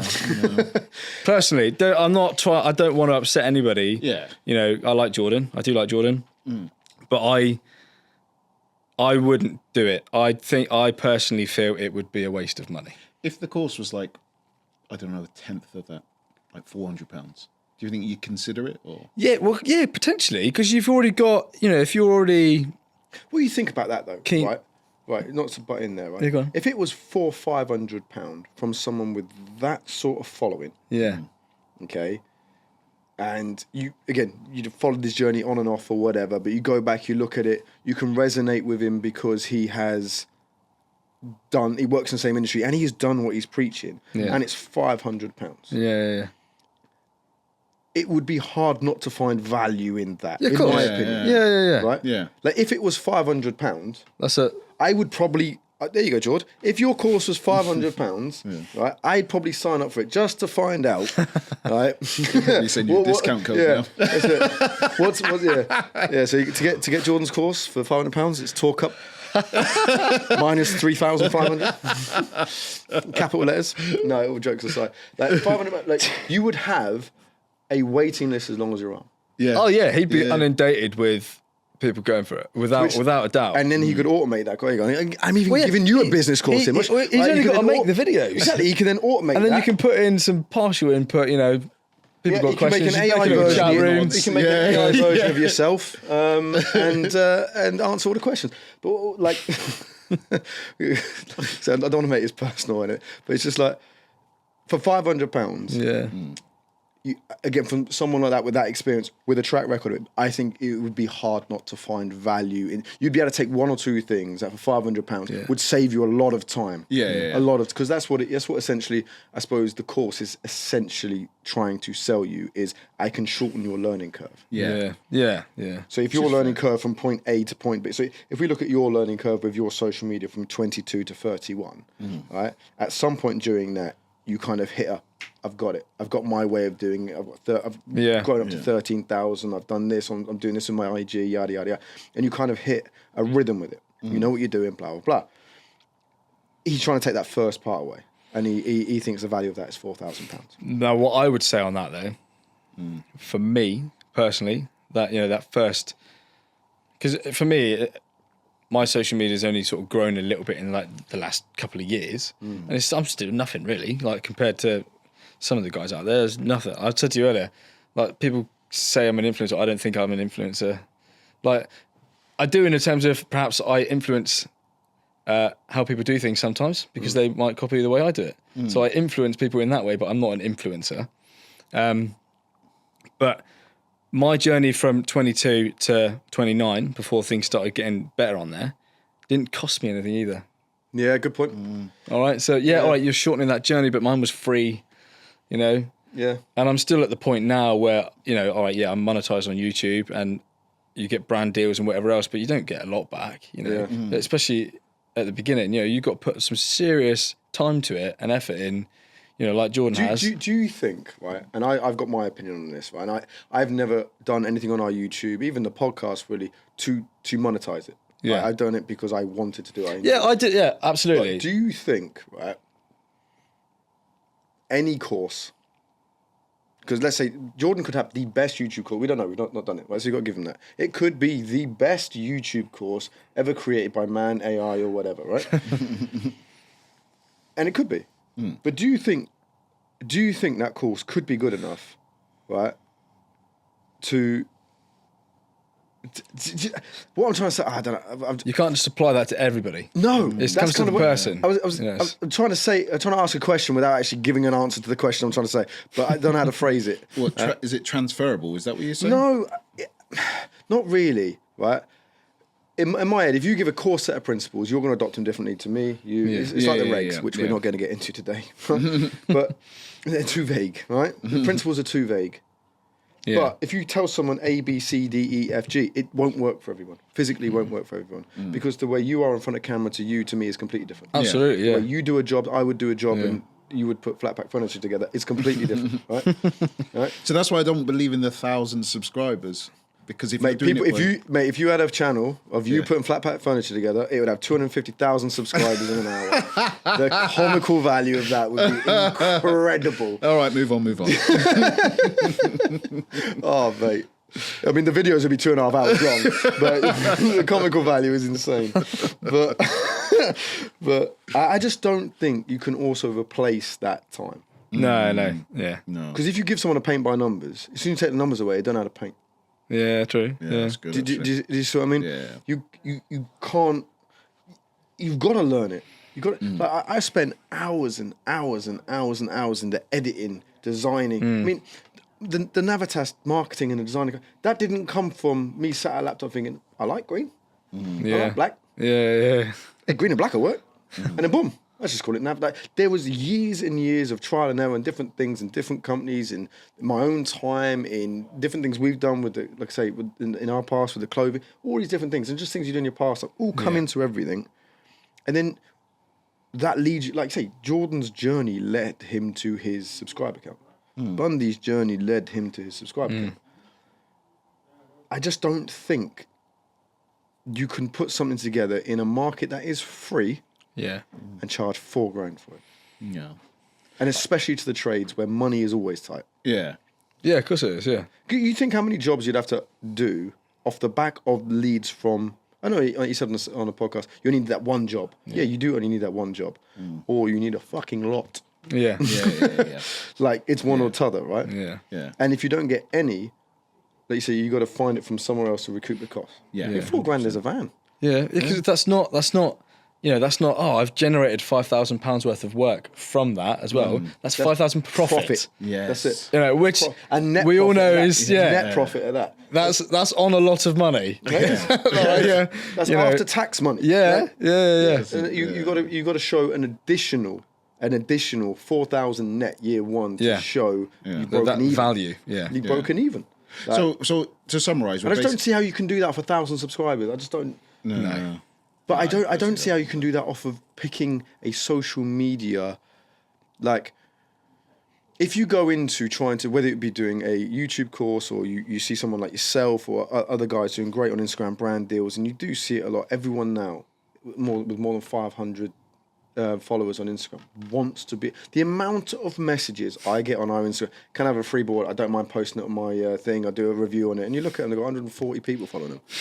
And like half of them are like related or whatever, and then the rest are whatever. Do you know what I mean? It's just like, but do you know what I mean? It's like, no, I've got mortgages to pay, and I've got, mouths to feed. Like, if that's why you're doing it, I think you kind of need to go back, like you did at the beginning of your journey. Like, I'm doing this because I was supposed to. It's a marketing exercise. It's better than putting things in Thompson's Local. Yeah. It's, do you know what I mean? It's something you can control. It's a platform that you can engage customers.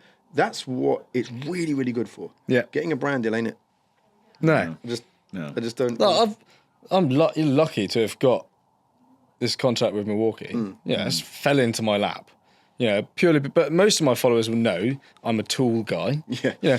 I've invested really well. a lot of money in tools. How many times have I messaged you on Instagram like, I love your man cave? Like, it's just immense. Our next podcast is going to be down there. So, we'll take it on the road just so I can play with it all. Like, it's like drilling holes in things. You're like, fuck off, get out. I'm pretty sure Milwaukee have looked at me and gone, this guy's basically bought everything anyway. It's going to be a really cheap option for us.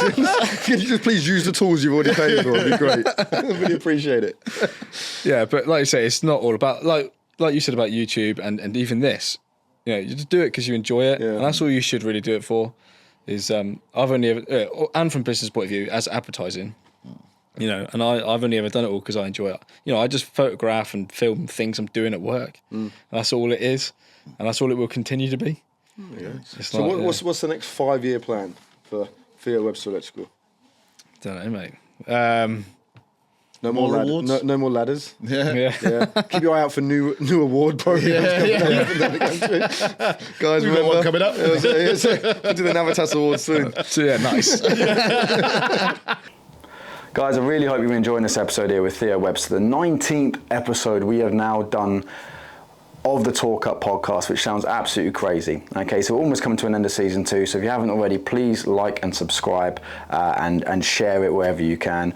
Also, a very quick message from our other sponsors, the guys here at Navitas, aka me and the team, who want to say a huge thank you to all of you. And the reason that is we're under no illusion that the podcast itself has really helped drive the brand of Navitas up. And we are currently taking on 7 new stockists a month on average, which is absolutely incredible. But just a quick reminder that if you do not have a wholesaler near you that stocks pound for pound the best range of circuit protection in the UK, where individually tested actually means something, where the design quality and quality control processes are something we really care about, and a team that absolutely love what they do, if that means anything to you, then, and you do not have a stockist close to you, don't panic. Just remember to head over to navitascp.co.uk, use the code TALKUP10 for 10% off of everything off the website, including the merch and next day delivery.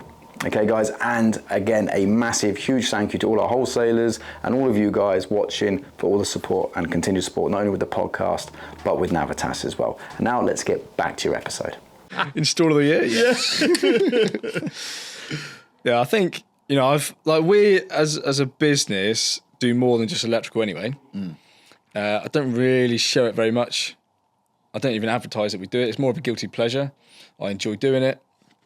So when I worked at that plumbing and heating firm for 2 years, if we were quiet on the electrical side, I was doing everything else. So plumbing, tiling, I learned so many other skills while I was there. And it was great, really good for me, like personal development.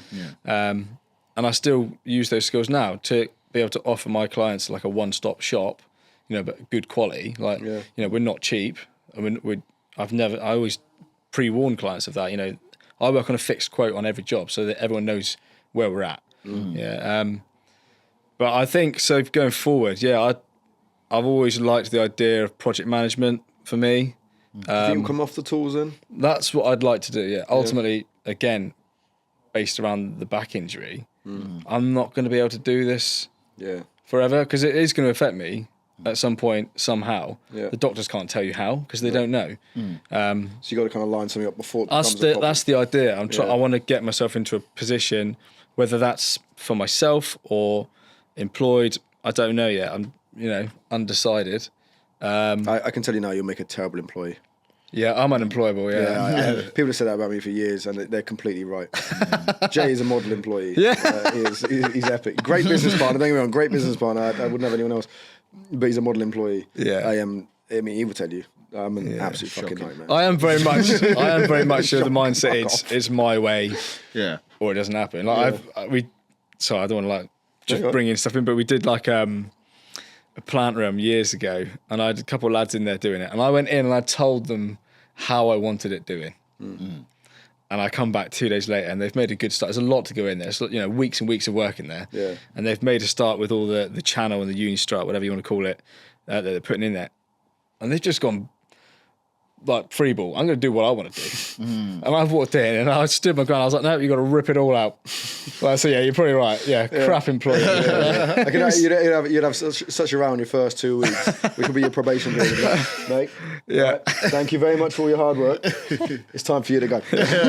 Performance review already. And I do think a lot of people find that difficult from working for themselves. I've been self-employed longer than I've been employed. So that's not hard. You started at 22. But I do think that like most people I speak to, we do a lot of independent wholesalers, and they are their own boss, right? And they only admit one of the reasons they did it is because they really struggled with authority. They really struggled working within such a confined, rigid system of another business, and they wanted to do it their way. It's one of the reasons, ironically, I don't know if I've already talked about it on the podcast before, I brought Jay in to the last company we were working at, because I was very much like, it is my way. And I was not very good at listening to feedback. Constructive or negative criticism didn't bother me. It was, I was always right. And I wasn't, right? I was wrong a lot. So one of the key things of bringing Jay in, I would say, everyone knows, like, I've known Jay 20 years, we was close as brothers, was because I would trust his opinion. Like, I would bounce off, like, am I somewhere in the right here, or do I need to look at it? Because I would listen to the opinion. I think that is some advice. I had two people. One was a guy called Pete Williams, who was like my surrogate dad when I first moved to Wales. Who he retired the year I brought Jay in. He was that kind of sounding board for me, right? That kind of that leveler, bring me back to zero. Look, this is what I'm thinking of doing. I'm hearing a lot of noise. I think I'm right. Shock, right? But what do you think? And he would put his 40 years worth of experience on that. Epic, right? And I learned a lot from that, having that kind of mentor figure within the industry. When he retired then, I was a bit rudderless, like, hang on, it is all on me, which is fine. I'm really happy with that. But at the same point, I'm like, I've got no one, and my staff wouldn't say no because it would be pointless anyway, right? So it's like, I need someone just to bounce something off that I trust, that I will actually listen to. And that's where Jay come in, and he has no problem telling me when I'm being a dick. Right? He says it in a way that I'll listen as well. But which doesn't happen as much anymore. Right? But within the first month of him working there, we had a conversation outside of work. It was like, and he fair play, put it on me, like, I was like, okay, fair, no. I hear what you're saying. Anyone else, P45. But even now, like I've grown loads from that, having someone around me in the business. Yeah. And like, the other day we were having a big conversation, slightly heated debate between 4 salespeople, right? So you got me, Jay, and our new rep Connor, and guy Mark Jenkins, and we're all talking about a same problem on a particular account, and we all want to handle it a different way. And it's coming back between me and Mark, who are completely in polar opposites to the way I want to deal with this. Yeah. Right? Notice how I say the way I want to deal with this, right? And then Jay comes into the conversation, adds some balance to my mindset. I let Mark talk, right? And there's a compromise found. 5 years ago, nope. Absolutely not. Did you ever have that? And what advice? That's my biggest advice I would give to anyone starting up, right? Get a mentor, someone you can bounce off. Yeah. And keep people close, not a lot of people, but some people close that you trust and value their opinion of. Yeah. That's my biggest. I don't think I ever really had that. No, I don't think you would, because you didn't have anything like you were so young. Like, yeah, you know, I knew, you know, like for instance, like my previous boss, who I then continued to work for after I left. So I was as a subcontractor, but how he ran his business and everything was like just not at all what I wanted. You know, I've always tried to value my employees or subcontractors and everything. So I never sort of really bounced things off of him, because he was just like the complete opposite of what I wanted to be. Yeah. So yeah, I don't think I ever had that. It was all decisions being made on my own, or, you know, occasionally you might run things past your partner. You know, if it's like quite a serious financial decision that needs to be made, you know, you still ignore them. I tend to run the people. Yeah, I tend to run the people side of where I'm at. Yeah. Along with my missus, she's quite empathetic. She's people first, big heart on her. Yeah. I can be a little bit cold, I ain't gonna lie, right? But I think running a business for so long does that to you, right? And is people going through it, I know I want to help them. I have no idea the best way of doing it. Yeah. I tend to bounce off someone. You're quite like that. You're good with people, but you're also very not great at empathy. Yeah, I do struggle with it from time to time. I will. No, it is.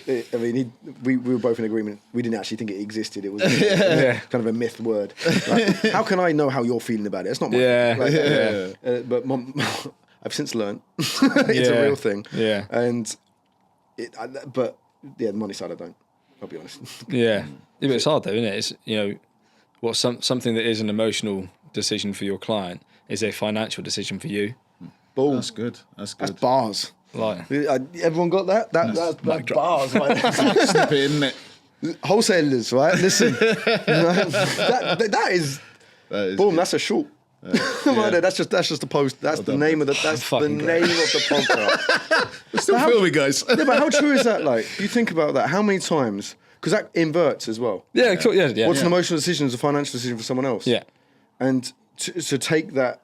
Yeah. That you could, that's really good. There you go. People starting business, $4,000 that's going to cost you. To this guy. Who's got 2 times and wants your money? But Theo, was there anyone?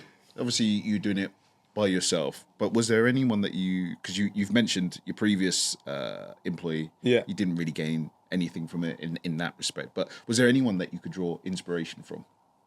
Like family members, friends, or anything? No, so like none of my family had ever done anything like that. Okay. Yeah, gone self-employed and anything like that. I mean, I had a few friends at the time that were doing similar sorts of things. But yeah, I don't know. Not that I can remember. I don't recall there being anybody where I sort of looked up to and thought, God, I'd like to get myself into that position. It was just very much off the cuff. Yeah. I can do that, it'd be right, and just go for it. But that's weird. yeah. Is it you think about it? Because like I say, every driven 22-year-old can take on the world. No. I believe. Oh, that. what you believe? I think, in themselves, Also, in themselves especially, like Yeah. Because I mean, I've got a 17-year-old daughter. You can't tell her fuck all, right? But if you do have a question, I suggest you ask her, because she knows everything. There's no point in it. She knows everything, right? She absolutely knows everything. So, love you, darling. Right? But at 22, as a bloke as well, full of testosterone, right? You know, you could do anything. No one can tell me shit. Right? I can do anything. So at that, like if you're 22 right now, okay, so a 22-year-old let's put it, 22 comes to you right now. What and says, Theo, I want to go out by myself. What are the 3 things that come to your head that you would think, if you don't listen to anything else from me, right? These are the 3 things I would tell you. Would you advise a 22-year-old to go on their own? You wouldn't. I look back and I think I was so naive. And like, you know, based on what, like I said, you know, my partner didn't work at the time, and you know, we just had a daughter, I was getting married, you know, it could have gone massive financial commitments with that. The wedding wasn't even paid for, you know, and I had to pay for all that, which is really expensive. And I just look back and I think, geez, I don't think I actually factored any of that in. No. It was like a purely personal thing. I want to do that. I'm capable of doing that. And I've always had like a can-do attitude. Like, you know, when you're in business, financial things happen, whatever. Yeah. And I've always just made it work. Yeah. It somehow because there's been some times where you think, holy shit, I owe money to X, Y, Z, and that I ain't got nothing to pay any of them. like I've got nothing. I need to find 50 grand by tonight. You know, and you just somehow organs like options. Yeah. You start looking at your organs like options, like that liver's fucked. This kidney might be all right now. And you know, you make it work, and you know, I'm past all that part of it. I like to think I am anyway. But yeah, touch wood. Yeah. But you just, I think you would advise a 22-year-old to go. I think it would completely depend on the person, because there's a lot of people out there who will just look at other people who've done it. COVID was a massive thing for it. A lot of guys thought, because there was an abundance of work, so much work. The floodgates opened because everyone's at home and they're spending money. So loads of lads went self-employed, and ladies. Sorry, I keep saying lads. I think we all just do that. Don't mean it though. You know, went self-employed because it was just all up for grabs. And they're like, I can make so much more money than being employed by whoever. And then, you know, you're seeing that now and probably over the last sort of 2 years. A lot of those guys have gone. And it's because back to where it was they don't before. have the history that I have, or whatever, where you've got core clientele who've used you for a long time. You also have the experience. You have the experience of going through that. And you know, admittedly, I've been quite lucky. You know, the entire time I've been in business, things have been relatively good. But they're not at the moment. No, like I said to you, last year was a terrible year for me. This is why I asked the question, because again, we've already touched on the show once. Is I think come April, and we both agreed, a lot of people will be subcontracting. That is them running their own business. Whether they like it or not, you're going to need an accountant. You are going to need an accountant. I suggest you sit down with a solicitor, even if it's only for just to get things like your contracts, your T's and C's, all that sort of stuff. You're going to have some kind of health and safety policy. You're going to have all these things in place, because when you turn up on site, you are a business. So these guys now, and they could be as young as 22, they could be as young as 19. Because the way they're going to kill apprenticeships, like you could end up having to do an apprenticeship as someone who is self-employed. Okay. Do you see what I mean? Rather than apprentice. So at the moment, you don't do that. You can't do that. You cannot do an apprenticeship as self-employed. You can do it as an a mature student. You can do that self-employed. So you're paying for your own course off your own back. When I had the 13, I think I had 2 or 3 guys that were doing that. So they were, you know, but those 13, every single one of them was older than me, apart from one. Well, the thing is, they're going to have to be 18 to do that, because you. So exactly. Because that's what brings you as a mature student. So you're going to have that's what I'm saying. I think you're going to have 2 things. One, I think you're going to have an absolute shrinkage in the industry for a start, from lots of different reasons. People going bust, people not being able to afford help, and people not coming into the industry. Which is hilarious, considering we're trying to be carbon zero using electric. Which is going to force them. I honestly think you're going to end up with a lot of 18 to 21-year-olds self-funding their way into the industry and doing it as a self-employed person. Let's say, for example, because you've done that at that sort of age, what golden nugget, if you had to do it, if you were going to do it right now with that sort of pressure, what golden nugget would you take away? What bar can you drop for the kids out there? What, for apprenticeships or for my own business? Let's say you were going to go into it now at sort of between 18 to 21. Okay, you're coming into the industry. You're probably going to have to self-fund your AM2. Yeah. Or maybe do it as cleverly some kind of invoice. Do you know what I mean? Because let's be honest, there will be a smart bastard out there that figures out a way around it under a self-employed situation where they're probably paying you an apprenticeship wage, and then the rest is covering because you'll be invoicing these guys. So what would you advise them? I would say so. Yeah, if you're coming in, you're funding it yourself. Obviously, you want to make sure you maximise what you get from it. So yes, you might have to take any old job just to get it if it is the case if we're fighting for work. Yeah, which you may well be, because if, like you said, a lot of companies potentially, because of the whole national insurance thing, are going to start dropping employees. So you're going to have a very small pond for a lot of fish. So if you can get yourself into a position where you're on a job or with a company, you don't just look at it as a job. You want to make sure you make relationships with those companies, all right? Because if they value you, you will get the value back. Yeah, so they're not just going to use you for fit and containment day after day after day, which is going to get you nothing. Yeah, all right? You're not just a labourer. You're going to actually gain some value from it, which is what you need. I know so many guys who, you're going to fund your own training, which over 3 years, and you come into the end and you're like, oh my God, I've not done X, Y, and Z for my portfolio, and you try and cram it all in at the end, and you do it badly, and you don't actually gain the skills or knowledge that you need. So I would say, put a bit of time in to other people, not just yourself, other people as well, and contractors, so that they can see the value in you, and hopefully you can get the value back from them and actually be a decent electrician, not just legendary stuff. Yeah, well, I think that is epic, mate. Theo, I want to say that is one of the best podcasts we've done. What an incredible story! What's going on? Jay, you want to sign off with anything? No, I haven't got anything to say. Theo smashed it. Yeah, absolutely incredible. No, really appreciate making a trip. And guys, if you haven't already, go over onto his YouTube. Be one of the 13,000, maybe push him to 14,000 on his Instagram. As you watch his stories, you honestly will get an insight into it. It's good. He's got to get back to walk the dog. I know that because I watched his story this morning. And guys, honestly, don't forget to like, subscribe, and all the boring stuff. And we will see you again next time. See you Remember, the joy is in the journey. There it is.